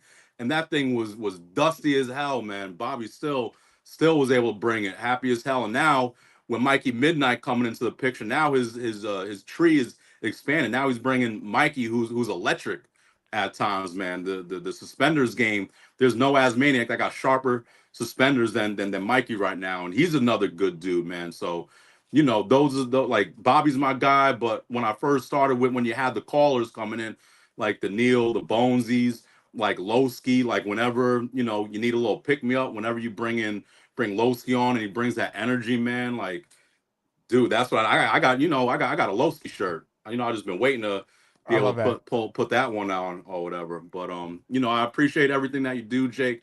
That aerobics class right now, man. I feel healthy now. Funny. I really do. Dude, I'm still laughing at him being like, be back. What did you call him? You were like, I'm not BMAC, you dumbass. Come on, beat Chef Kevin, man. No, check it out, man. You know what it is. I cook whatever that kind of stuff you be cooking. We're talking about the gabagoo and all that other kind of stuff, man. Oh yeah. I'll help you make it better, man. I got the experience, man. Come check me out. I got you. Kevin, you're the man. How about this comment here from Ro, an esteemed member of the 4% female demographic? With Gary's love of butter, you'd think Paula Dean would be his chef crush. Yo, Paula Dean, she's had some off the field issues or whatever, but she like when it comes to the bacon, like when she like making pies and cakes and like Southern home cooking, man, with her chicken recipes and all. Yo, she's a legend, man. Take the stuff away from like her. Hey, boom, appreciate you, man, as always. Like with Paula Dean, like she's one of the goats, man. It sucks, man. Everybody got some the negative, man. A lot of people remember the negative sometimes more than the positive things that you do, and it's unfortunate. Like Antonio Brown, football talk. Like people remember him just running off the field. Like I was at that game with my son when he just ran off the field or whatever. A lot of people remember that, but then it's like other stuff, man. Just being a game changer on that and being kind of difficult to deal with. That's what it's all about. That's yo, Paul Dean. She's with it, man. But it's like you have some ups and downs, man. It's just you just keep pushing through, man. For me, I remember seeing Yelp reviews or whatever where, hey, it ain't all the greatest. Guess what, man? It don't define you. You might have had a bad day, but you know what? You got to keep on going, man. Jake, you know, man, there's the Thursday, the Jacksonville joint, man, when you call it like pneumonia or some shit, like, yo, that was a bad time. You was tight, you was mad, but hey, man, better days. You got more subscribers, more views, all that kind of stuff. Everybody has a bad day, man. And when we're Jet fans, we have more bad days than good, but we just got to keep on going, right. man. You know how it is, man. Chef Kev, you're the man. The great Appreciate call. you. Way to set the tone for the bracket reveal tomorrow. Love it. My guy. Have a good one, man. Ladies and gentlemen, Chef Kevin, go visit him. Cloverleaf Tavern in Jersey. The spot. I'm going to make it out there. And I can't wait. We're supposed to do it this past summer, but it's happening. I will be visiting Chef Kevin at the Cloverleaf Tavern. Let's see. Big fella with a great super chat. I never in my life thought I would see a man who looks like he ate a Pokemon ball leading a jazzercise class. Amazing show. Best on YouTube. Big fella, you're the man. Thank you. I actually just got an email from the Beast. Beastbreaker writes in, that was my exercise class for today. You dig it. Oh, we dig it. All right, Beast. We dig it. Ladies and gentlemen, joining us on the Gusbuster hotline right now is a caller that I believe has a chance to win the entire Asmaniac Madness tournament. And ahead of Asmaniac Madness, we're about to debut a brand new intro for one of the all-time greats. Hello, I'm Mikey. I'm Bobby's little bro. Have you seen Jake Graves? She's so beautiful. I love my boy Jake, but not in a gay way. I am so happy. I'm not gonna touch anything, I promise. Mikey! Hey, Jake, how you doing? How you doing, I'm Jake? good. How are you? I'm glad. I got to hear the guy you talked to, Chef. I want to go to his restaurant when we go to Jets game. That would be Chef cool. Kevin. He could make us something. I will pay money for him. Yeah, that would be great. You guess what? Yeah, when is Jets playing the Patriots? We don't know the date yet, but it will be sometime next year. Oh, that's okay. If the Knicks win, the Knicks are doing it all the way. They're going to win the champion. Not last night. Last night they stunk. Yeah, they're playing the Celtics tomorrow. That's right. Now, Mikey, what did you think of the intro that Gator made there? Did you like it? Oh, I like that. Gator's a cool guy. He's awesome. Yeah, he Gator, even got the hands up. Gateway. Not in the gateway. We love him. I got my suspenders on. Yeah. Yeah, Yankees go win the World Series. The World Series. I hope so.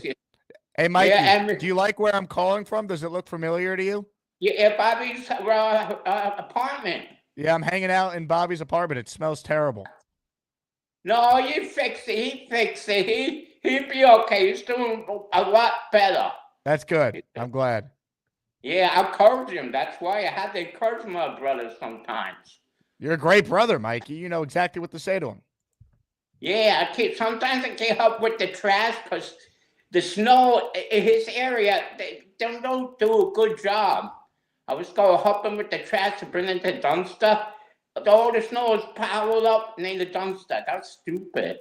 I see. You know, I look up Monday. I help him with the trash. Well, you know, I have my own YouTube show. If I'm awake, I'm going live. Unless Jake has a show. Bobby. Bobby. Bobby. Oh, we can't hear you. Oh, uh-oh. Bobby, make sure that mic you're trying to use is connected. Bobby, you hear me? Bobby, you hear me still, Bob?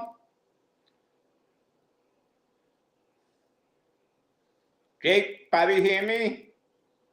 Jake, you can hear me? I don't think you can hear us, Mikey. Yeah, I don't know why. Bobby? Well, Bobby, go to the kitchen like Mikey does. yeah. Well, he can't carry the computer. It's on one table. It's on a table. He can't. Right, Bobby? Bobby.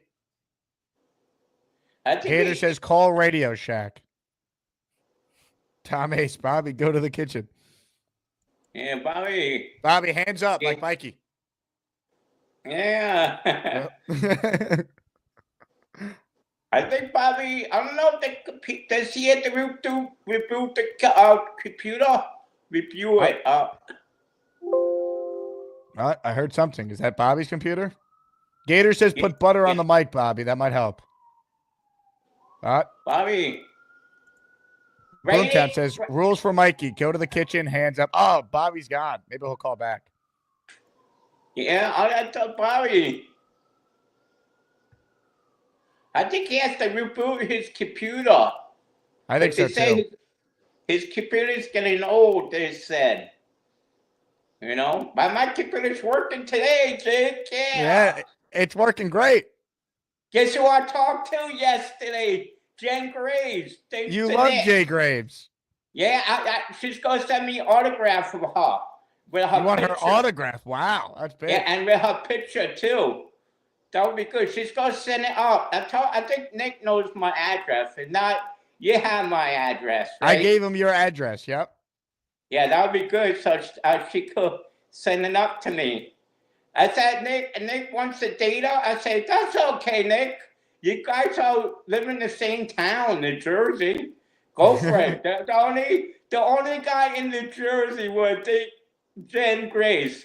He finally stepped up for the plate. I'm happy for him. I'm so happy for him. Me too.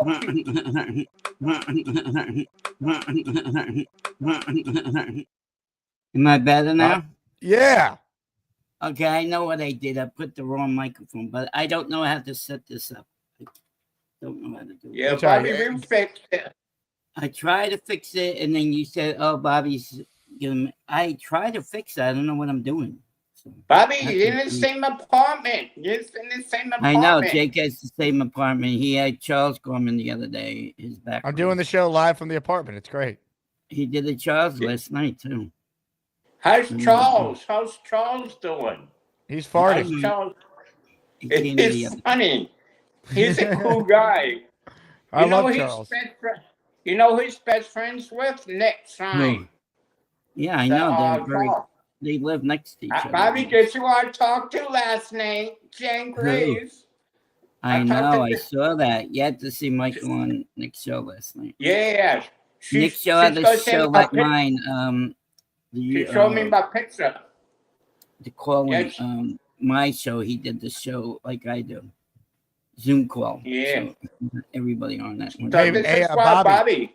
What did you think of your brother's intro? I loved it. That was awesome, Gannon. Thank you. Hello, I'm Mikey. I'm Bobby's little bro. Have you seen Jake Graves? She's so beautiful. I love my boy Jake, but not in a gay way. I am so happy. I'm not going to touch anything, I promise. Yeah.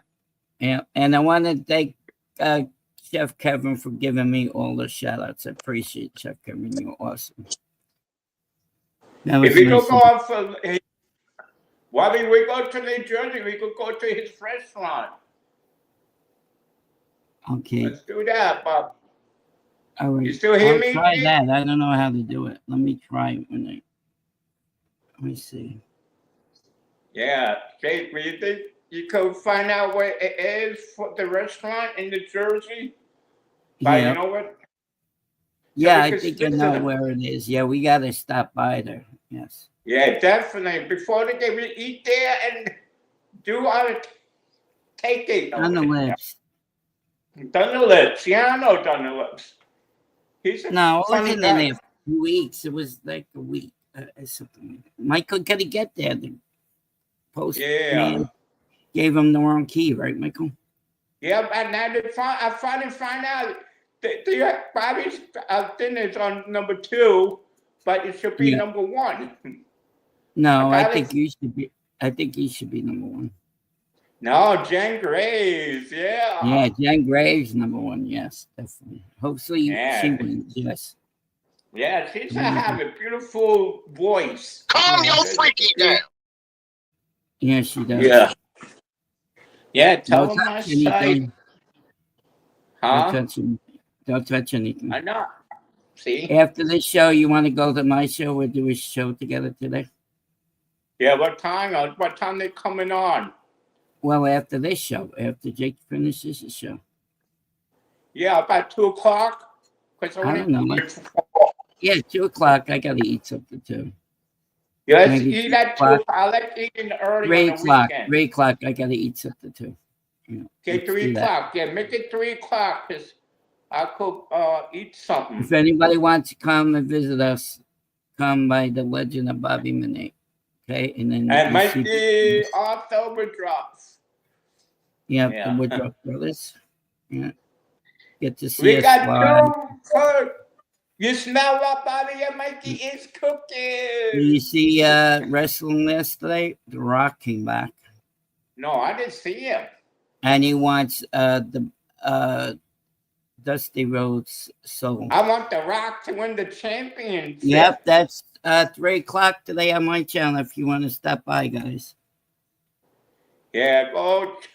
Thank Let's you, go Dumb Rock. Lips. Say Let's hello go to Dumb Rock. Lips. Thank you, Dumb Lips. Appreciate it. Remember Dumb Yeah. Lips, Mike? We met him. Yeah, remember he was nice to us. He was nice. Thank you, Boomtown. Hey, you smell what Jake is cooking, everybody. Thank you, Gia. Say thank you, Gia, Uncle.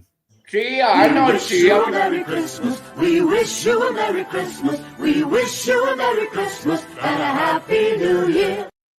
What a call from both Midnight Bros. Now, in a hypothetical scenario where they would meet in the tournament, who would people vote for? I wonder. What a call. Mikey, you're the man. I'm glad you liked the intro. Shout out to Gator putting that together. Hit the like button if you're just tuning in. Shout out to South Philly, who received his signed Aaron Glenn card that he won in the Asmaniac raffle. I'm glad you got it. Congrats, South Philly. You deserve it. You're always supporting the channel. I have right here in front of me some other prizes I want to give away. The most expensive card I own is in my hands right here. You guys ready for this? Ladies and gentlemen, I'm adding another prize to our next raffle. If you win it, you're not allowed to sell it. An autograph jersey patch card signed by Jets legend Zach Wilson. I swear it's here. It's up to see from how dusty Bobby's apartment is, clearly. There it is. Added to the next raffle. Party with Peg and Artie writes in, do you vote for who your favorite is or who you think is going to win? That's up for you. Now, I can read you guys the scoring system. It's like an office pool. First round, points are awarded for each correct pick, and the values increase as the tournament progresses. Each participant, I'm just going to read you guys the full rules, all right? As the commissioner of Asmaniac Madness, members will fill out a standard 64-team bracket. The pick deadline is March 1st at 9 a.m. Competition will start March 1st at 10 a.m. or whenever I do my Saturday show on March 1st. Each participant is limited to a single entry in the contest. Points are awarded for each correct pick, and values increase as the tournament progresses as follows. First round, 1 point. Second round, 2 points. Third round, 4 points. Fourth round, 8 points. Semifinals, 16 points. Championship, 32 points. The winner is the entry with the most points at the end of the contest.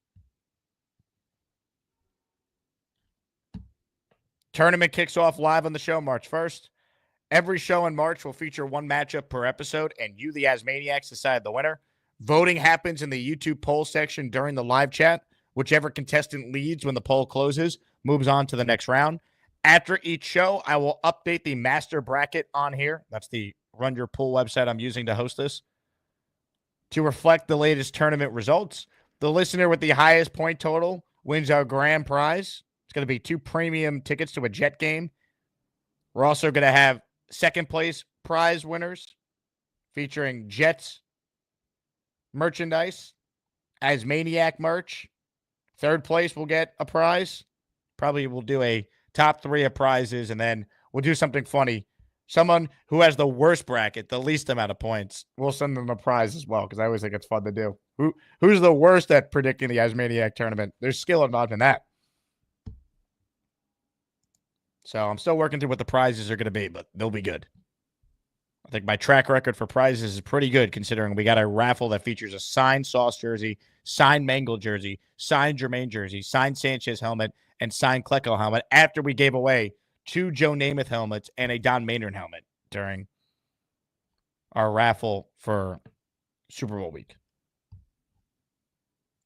Louis V with an actual super chat about football. Tyler Shuck is by far the most NFL-ready QB in the draft. Get your so-called experts to break him down ASAP. Dom gave you some thoughts on him earlier, Louis. So if you want to go back, you can check it out. Dennis Gorman says, Jake, I'm 100% convinced that whenever the committee puts out a statement, it's all Boomtown writing it. You would be right. Boomtown is a wordsmith. Gia writes in, first place should be a night with Gia, Bobby or Mikey. Hey now, you dog. Calm your freaky down. By the way, I think when people are voting, you have to consider impact on the show. King Lowski providing us with a drop that's often played should factor in whether or not you're voting for him. At least that's how I do it. To me, it's the most impactful Asmaniacs. That who impacts the show day to day more. That was one of my tiebreakers when I was filling out my own personal bracket. Ladies and gentlemen, I will read you a letter from the committee before we start to wind down this show ahead of Selection Sunday. Let me put it up on the screen. People need to see this. They need to embrace it. Ladies and gentlemen, a note from the committee.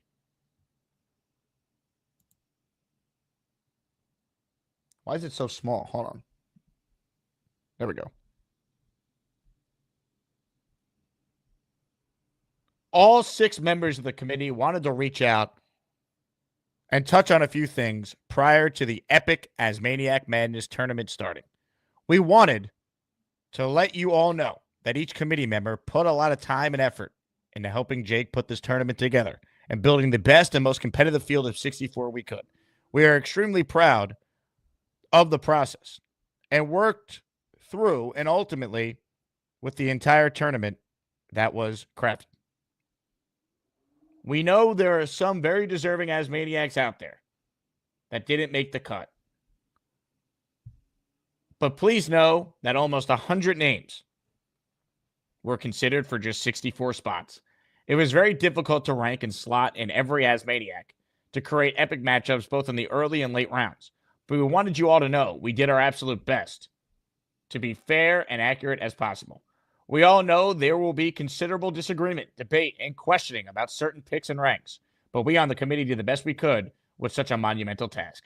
The great thing for the community is that most members of the committee have watched almost every single Jake Asman show over the last calendar year, giving them unique insight and an ability to apply fair judgment. On behalf of the committee, we hope everyone has an absolute blast over the course of this tournament through March into early April. Remember, everyone, this is for fun. No scholarships will be awarded from this tournament. If you think someone was slotted in too low, then vote for them and campaign for them in the chat. Remember, Asmaniacs, you have the final say. Vote and make your voice heard. Here's to an epic tournament. Have fun, and may the best Asmaniac win.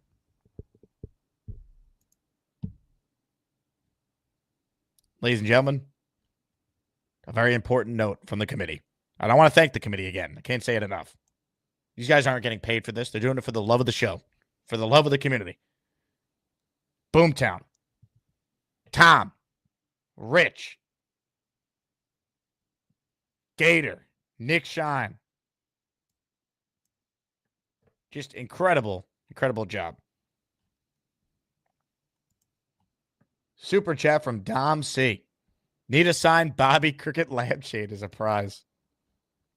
I want an autographed Bobby Cricket lampshade, Dom. Cactus Johnny says, as maniacs that are not actual Jet fans should be ineligible from winning at all. Once again, it's not a Jet tournament. It's an Asmaniac tournament. Keep that in mind.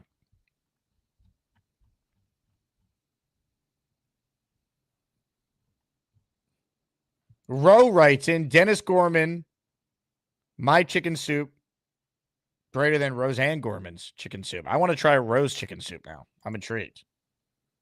That's our next off-season competition. Who can make the best chicken soup?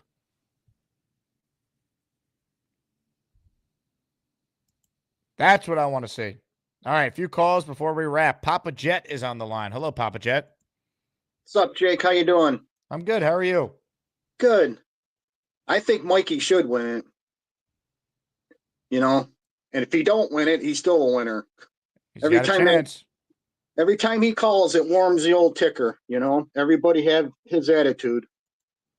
I think who's gonna mess up a lot of brackets is gonna be the Beast, because he's like 50-50, right? Half the people love him, half the people hate him.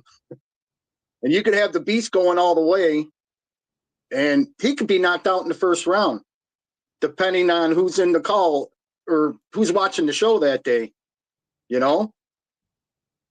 So, but I think the final, or the top seeds, probably you'd have to go Lane, Gorman, Chiefs fan, maybe Beast. But if I was, my number one seeds are Gary, Mikey, Ricky. I just like his takes. Ricky from New York, and David T. I'm rooting for the genuine nice guys, you know. Not that I like it. Not that everybody's not nice here, but you know what I mean. Just kind of underdogs, but they're good people. Dennis wants to know about his son.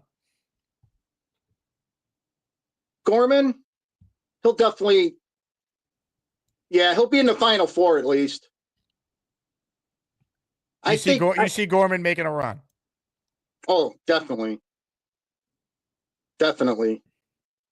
I think Gary's going to make a run too. I think so too. Gary was an interesting debate for the committee. I mean, there were a ton of interesting takes on where to slot Gary. It was not an easy job for the committee. I would have to, other than Mikey, I'd have to say Gary's my favorite caller, because you never know what you're going to get. It's true. You know, and when his eyes kind of go like this and he gets that grin on his face, it's like, what's coming, you know? And you make his calls too, because it's either he hangs up and you're like, great call, Gary. Talk to you tomorrow, you know? Or it could go, I can't take this anymore. I can't take it. I had enough. Gary, damn it. I can't do this anymore. You know, and then you usually go like this. And then you usually say, I'm taking a break, people. Here's some old footage. Papa Jet, I like your breakdown, man. I'm excited to see your bracket when you fill it out. Yep. Okay, bud. Have a good one. Ladies and gentlemen, the great Papa Jet 73. Would you take Robert Griffin III again in the first round? I mean, at what just point? Yes or no, Jake. Just yes or no. This is not a preamble. It's not filibuster. It's not Spurs about 50 things. Yes or no. Would you take? There you go. Second. Oh my God, dude.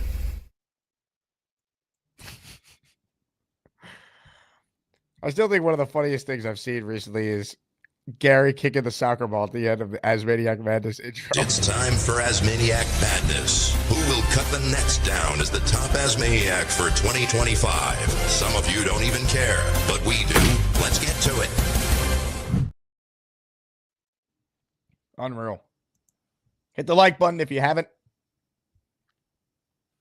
Comments, questions, super chats. We'll cut the line. A few more calls. Ladies and gentlemen, one of the greats is on the line. Barbarosa's next. What's up, Barbarosa? Hey, Jake. Sorry I couldn't call in the past few days. Just my brother just had a second kid, so we were visiting the family. Hey, that's awesome, man. Congrats. Yeah, little baby Barbarosa, sort of. But I love it. yeah, man. I have to say, even though I give Gary a lot of flack, I do think Gary's the #1 seed just because he's so entertaining, and I'm sure some of it's on accident, but really, like he really is very entertaining. There's no rankings for this month, but if there were, I think Gary's a #1 seed for the month of February. Like, I do he's too. incredible. I do too. I got all my steps in with Beastbreaker's Jazzercise thing. That was fantastic. I tuned in as that was going on. I was like, oh shit, I got to get my act together. Could you imagine someone tuning in for the first time on the show and being like, wait, there's no doubt. A draft analyst is talking about key prospects to watch at the combine from a Jet perspective, and you see this Beastbreaker guy leading a workout class. Oh yeah, it's. I mean, where else are you gonna get these salient takes? You know, you can't go to ESPN for stuff like this. It's just it's nonsense. But I what do you think? What do you think the chances of the Jets we don't get who we want at #7 and we trade back? Like, let's say we don't get an edge rusher, we don't get a skill position player, and the Mason Graham guy is not there. What do you think we trade back and just try and acquire as many picks as possible? Yeah, it's a great question. I'm definitely like team trade down if they can. I just don't know who's trading up. Like, if you only have 2 quarterbacks that are projected top 10 picks, who are people trading up for? Like, are people going to trade up for Genti, the running back? Like, maybe. I know he's a top 5 prospect on most people's boards, but I don't know. It's such a good running back class too. I'm not saying it can't happen, but like usually teams are trading up for QBs typically. Yeah. This is we're really stuck in like if we were in Madden, it'd be easy to trade away out of this, but we're really kind of stuck in a position where we might not get what we really need at best player available, and it's kind of frustrating because it always seems like this is where we are as the Jets. We're just not quite shitty enough to get that quarterback, and we're just not good enough to do anything within reason. Yeah, they're still going to get a good player though. Yeah, I know that. I know that. I'm not down on who. It's just a little frustrating that like the 2 or 3 guys that would really help this team might not be there at #7. Well, for example, this was last year. Like they would have. Let's see who would have been available for them. They would have. So the first 3 quarterbacks, Caleb, Daniels, May would have been gone. So they could have had McCarthy, Penix, Nix would have been the next. Like they would have been able to come away with one of them. At 7. Yeah, it's a super deep draft, and this year is it's the exact opposite. Yep, it's strong in positions the Jets need help. D-line, D-end, tight end, corner. Like there's some good players, safety. So they're in a which good is spot. why trading back isn't the worst thing in the world because we have so many needs and it is pretty deep. So like if we don't get Mason Graham, the #2 guy is not like the worst in the world. Or I think didn't Michigan have like Graham and then somebody else that was ranked in like the top 3 or 4 at that position? Yeah. So the other guy from Michigan was good too. I don't know if you saw the beginning. Dom was very high on him. So I missed that. I missed the analysis. I missed the football part of this football show. Right? I got to the good part. I'm here at the good part now. No offense to Dom. No offense at all. But this is where the meat and potatoes of this show are. The football is like it's like the appetizer. But Kenneth Grant's who you're talking about, by the way. We covered him earlier. Oh yeah. Okay. All right. Yeah. Now, I just called you Dom. Barbarosa, you're wearing the U hoodie there. Are you a Cam Ward guy? How would you feel if the Jets got him? You know what? This is really funny. I didn't even notice this. My buddy who went there got me this like 10 or 15 years ago, but I would be happy if we got a quarterback. If we traded up and got somebody entertaining that would make me want to watch this team next year, I would be happy with that. Even if it's, even if we only wind up winning 5 or 6 games again, if we had a rookie quarterback, I would like that. And like have the Jets ever had somebody who can like make a play and run around like that? Like we've always just had guys kind of standing like statues in the pocket or I don't remember the last time we've had a player like that or I've watched a football player like that for the Jets. 100%. Yeah, I'm with you. I just look if they traded up, Cam Ward would be my preference though. He's the one guy I like. Yeah, I would prefer him over Shedeur Sanders. But it would be great. And again, I don't know who has who are the top 2 picks. They don't need quarterbacks, do they? Well, Tennessee does. Oh, Tennessee. but Okay. They have a first-time GM, so like maybe he's not like I need to do it right now. We could trade out if the Giants want to come up and take Shador, and then is Cleveland going quarterback at 2? Maybe. I don't know. They're I don't see the Jets making that move all the way up. I'd be surprised. Yeah. Speaking of Cleveland, what about Myles Garrett? Didn't he request a trade? What do you think? What do you think happened to him? He has. Yeah, I just hope he doesn't go to the Bills. But Oh, that would suck. I don't think the Jets. He's 30. You're gonna have to pay him again. That's not a move they're gonna make. Yeah, that's tough. It would suck if he went to the Bills. I would not like that. It would suck. You're right about that. I'm so glad I don't go to college there anymore. I would probably have failed out or jumped off the roof of the building because I would not have been able to handle the Jets sucking and the Bills being good in Buffalo. Oh, me neither. It'd be a nightmare. They were so bad when I was in school there. It was so much fun. Remember one time we were just walking down to eat food at the dining hall, whatever, and they were losing like 35-0, and it was beautiful. It really was. The Jets had won that week. It was just like nice. Poor Buffalo Jet fan. He's got to deal with it. That's tough, man. That's tough. Come down to Long Island, and you can be with your own. You can be with your people. There you go, Barbarossa. Enjoy the beer. Great call. I will. Thank you, ladies and gentlemen. The great Barbarossa, an important figure in this community. Excellent call out of him. We're going to bring in the closer shortly here. Give him a save opportunity. But first, reminder to join the Patreon. Jets Johnny, who already was a Patreon member, just upgraded his membership for the rest of the year. He's getting 10 raffle entries for that alone. So thanks to everyone on Patreon. If you're a month-to-month payer, consider upgrading for the year. You'll save 15% by doing that, and you get 10 entries in the raffle for the signed Klecko helmet, signed Sanchez helmet, signed Jermaine Johnson jersey, signed Mango jersey, and signed Sauce jersey. This tournament's going to be nuts. It's going to be wild. It's going to be crazy. And there's a lot of discourse on who specifically is going to be a number 1 seed. And can a non-Jet fan win the tournament? These are some of the talking points I've seen many people discussing. I believe the answer to the second part is yes. It's an Asmaniac tournament. It's not a Jet tournament. Will this guy be a number 1 seed, though? That's been debated. And tomorrow at 5 p.m. on this show, we'll get the answer. It's G-Fan. Guess what? I'm still looking for a job, bitches. It's G-Fan. I'm just going to rub my hands together all day. It's G-Fan. There's a whole lot of DNA on this couch. Let's hear it for G-Fan. Look, it's my dead neighbor that I didn't kill. Yo, what up, Jake? Yesterday sucked ass. I was helping my friend put tile on the roof and slipped on some black ice, and here we are. No way, Cheech fan. Are you kidding me? Yeah. I was told to go to the ER. I do not have a ride home from the ER until Wednesday, so I will go on Wednesday. It's either Wednesday or Friday. I'm going to the ER. I'm just not moving it as much. Instead of like taking showers, I'm just taking hot baths, so it's better on the arm. I'm just hoping I get better, and even if it is broken, this would probably be the 3rd time this has been broken. The first 2 times were fights. First time I went to go punch someone, they put a metal plate in front of me, and I punched that as a teenager.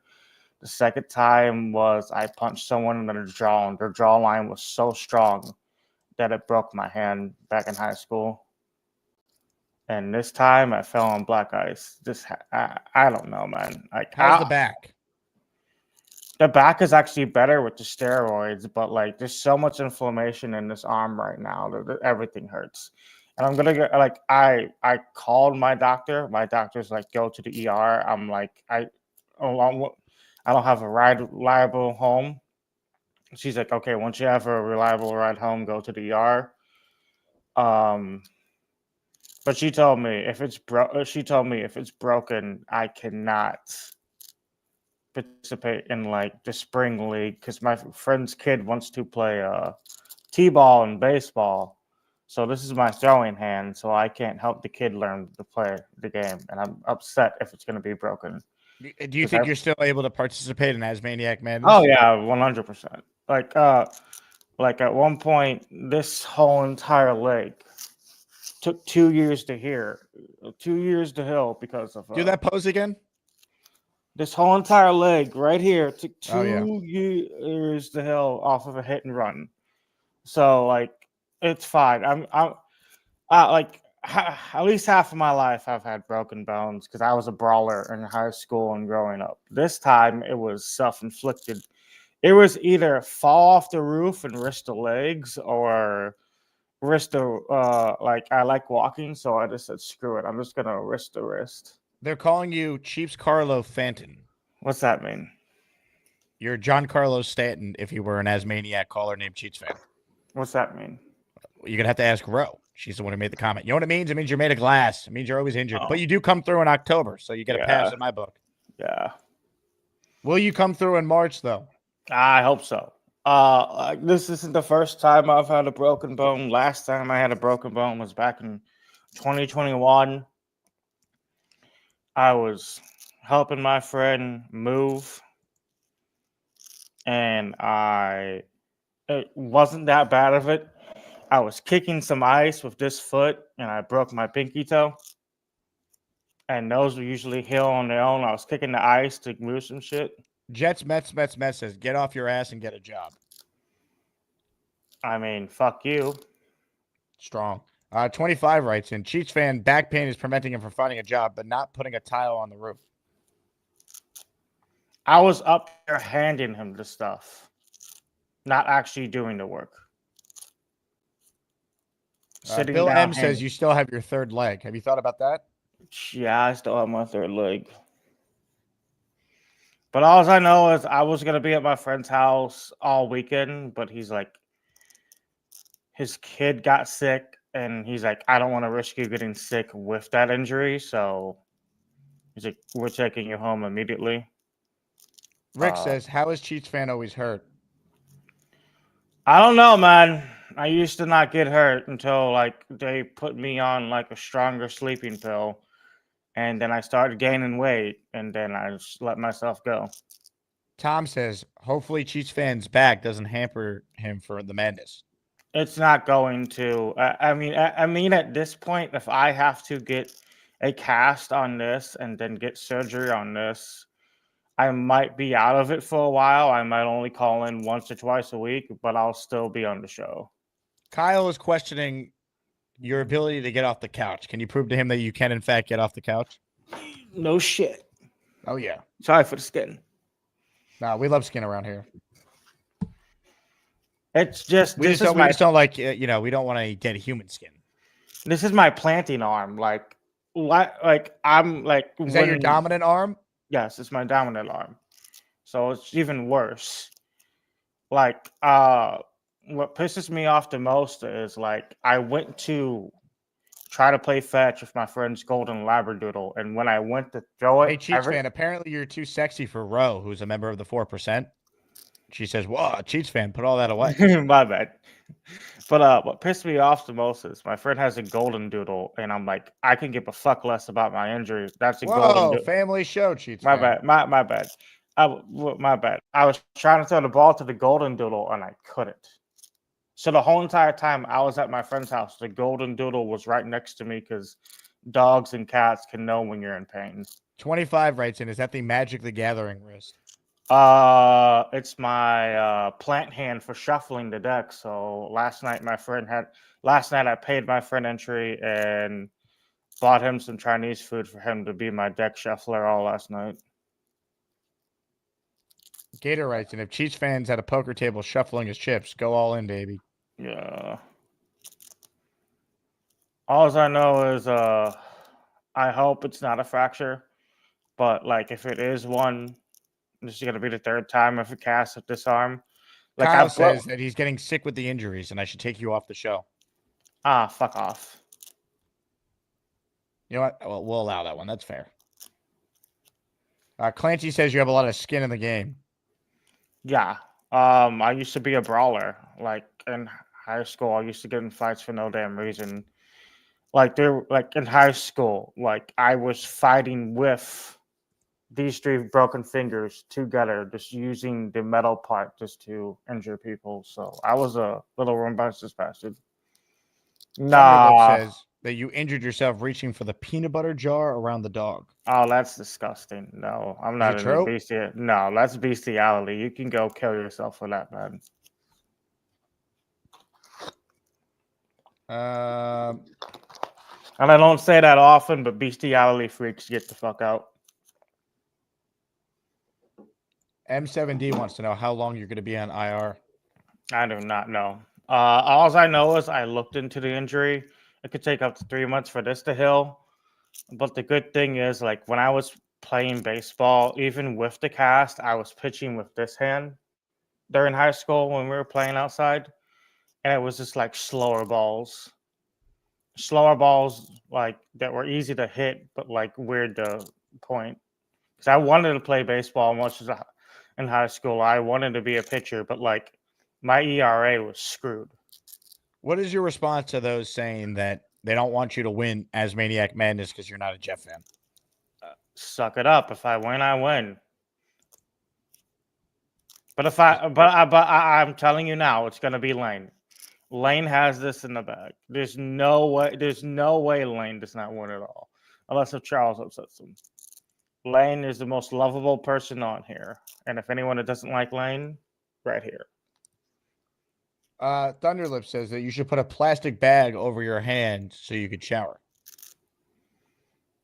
If I get the cast, yeah. I take this off in the shower and just do a hot bath, and that's been helping out. All I know is this is I am more pissed off about being hurt because couldn't play with the Golden Doodle puppy, and my friends kids getting into t-ball and baseball, and I can't. Like, this is my throwing arm. Like, I haven't thrown a baseball or a t-ball in this in so many years, so I can't participate if this is broken. Derek writes in, who do we have to come in off the bench to be the new closer? Well, I got a guy in mind. We'll see if he's up for it. You know what time it is? I'm Beast Breaker 666. I'm gonna take my fist and shove it up your ass, and then he gotta go. I mean, I could still be the closer, Jake. I can just pitch with this arm. It'll just be slow balls. Well, it looks like our potential other option is asleep right now. I can still pitch with this head. It's just gonna be slow pitches. And underhand pitches. Because that's all I know how to do with this head. Is underhand pitches. God, I remember when I used to be that big. You were that big? I was 350 pounds, yeah, Jake. Really? Yeah. That's when I put on a lot of weight during high school. I wanted to play big, like be a big man, play better sports, but I couldn't do it. They took me off of the field for high school football because I was on sleeping pills. So like, oh, you can't play this game if you're on sleeping pills. We don't want to risk your concussion. Because I've been on sleeping pills since I was a kid. I witnessed a crime when I was a kid, and it fucked me up mentally. So I've been on sleeping pills ever since then. I see. Like, you witness someone getting shot as a 7-year-old, and you try to fall asleep normally. It was a robbery gone wrong. Man, Sorry, I'm trying to watch the wrestling. Yeah, same here.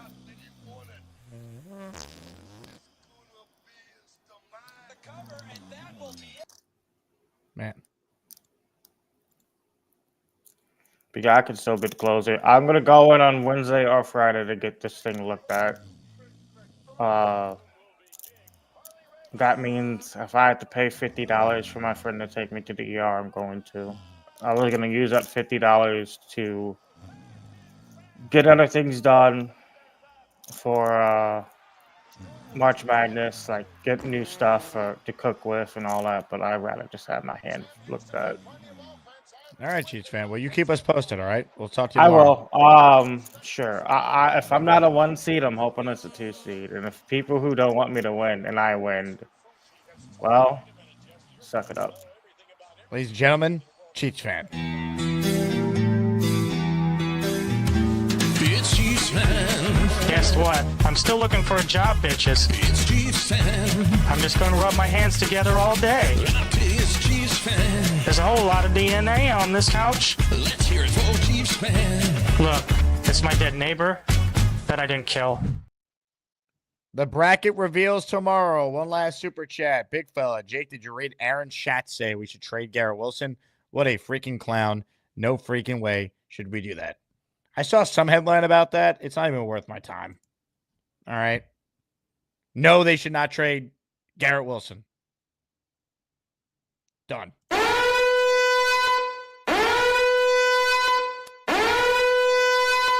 We'll be putting Aaron Schatz in the hole for that take. God. What a show. Thanks to Bobby for letting me use his smelly apartment to broadcast.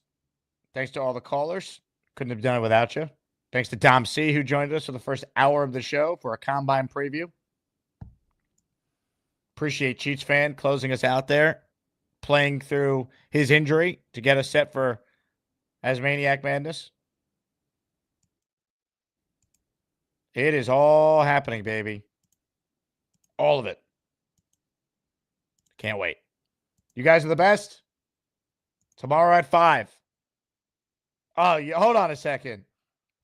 I wasn't going to do it, but this guy just called in at the end, and you know what? He's got to set the tone because he hasn't called in a lot late, but people shouldn't forget what this guy means to the show. So I'm extending the show, and I wouldn't do this for anybody, but for this guy, I am. The only thing better than Alden shoes is Joey D, cause he totally rules. Jake, my brother, I'm high as a kite. I love everybody. Damn, this show is crazy.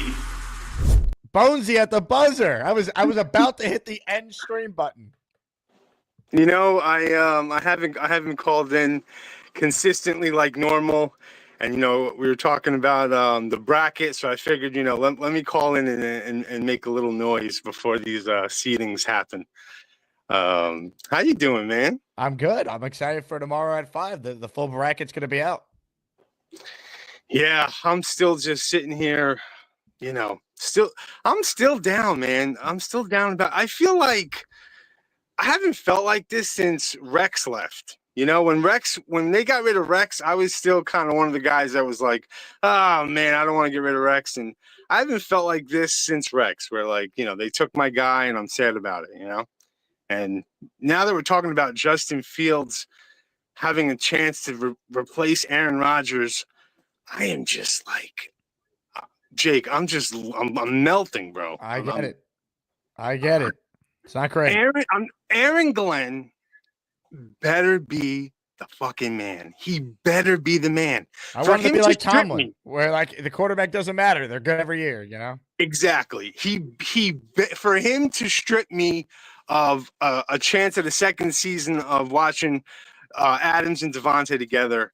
And, just building on a little bit of chemistry between him and Garrett's first year together. He better be the man. He better be the man. I'm hoping we got our next Bill Parcells.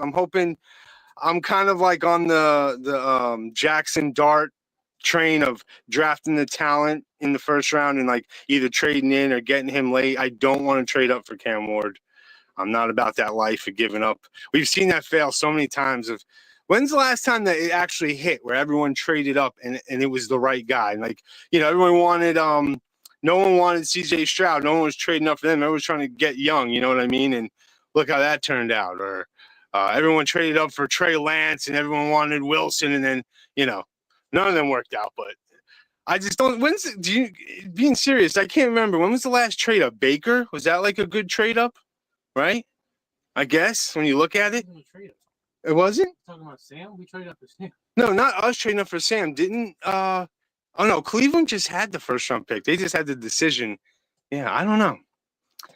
But yeah, man, I'm still hurting as a Jet fan. Over at Alden Shoes, we're freezing in here. No heat? No heat. We paid all this money this summer for a new system. We still can't get it to work.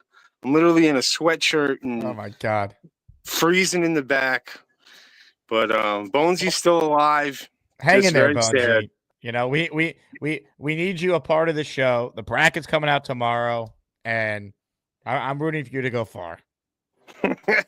Yeah, I mean, I didn't even know if I'd make the bracket right now. It's been a while. I've got a lot of shit going on in my personal life, so I've just been kind of letting the Jets depression just hide. I haven't been letting it shine out. So But Beast, don't worry, Beast Breaker's got me. He's taking the You're a Beast the guy? No, yeah, I'm not gonna get into him. He's more of a guy. He reminds me of like someone who would convince me wrestling is real. You know, like that's how I look at Beast Breaker. He convinces me wrestling is real. Here, he's you know? actually on the line. I'll let you meet him. Beast, you up? He's still passed out, man. Crazy.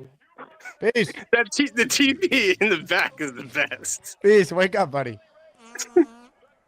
Man, you'll meet Beast another time. Yeah, were you watching when he led an aerobics class today? Yeah, I saw that. Okay. This is what happens when. But hey, the Jets are still keeping us into it.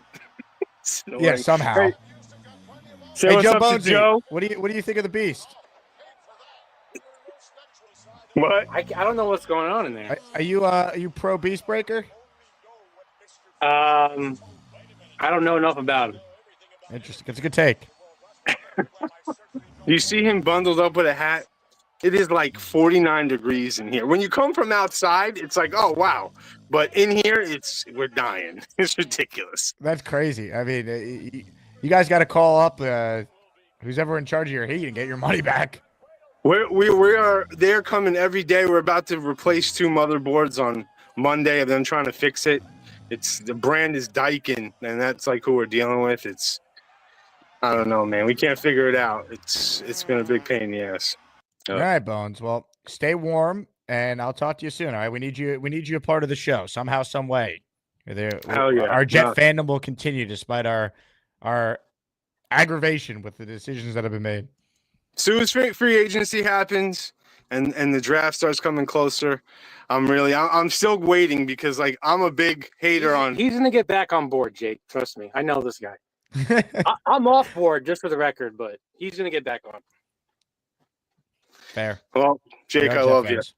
Bonesy, I love you as well. Ladies and gentlemen, what a great surprise. Mr. Bonesy is back. The only thing better than all these shoes is sexy Rexy, because he also loves food. Jake, my brother, I'm high as a kite. I love everybody, and man, these Jets are depressing. YouTube user writes in, that picture of Beast is disgusting. How dare you? Rude. Clancy says, Joe Bonesy, rational man.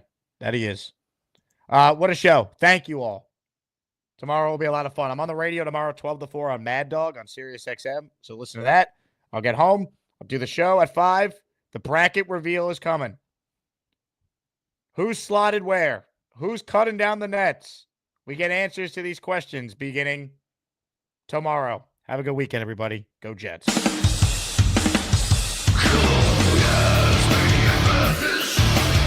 Who's gonna be the best of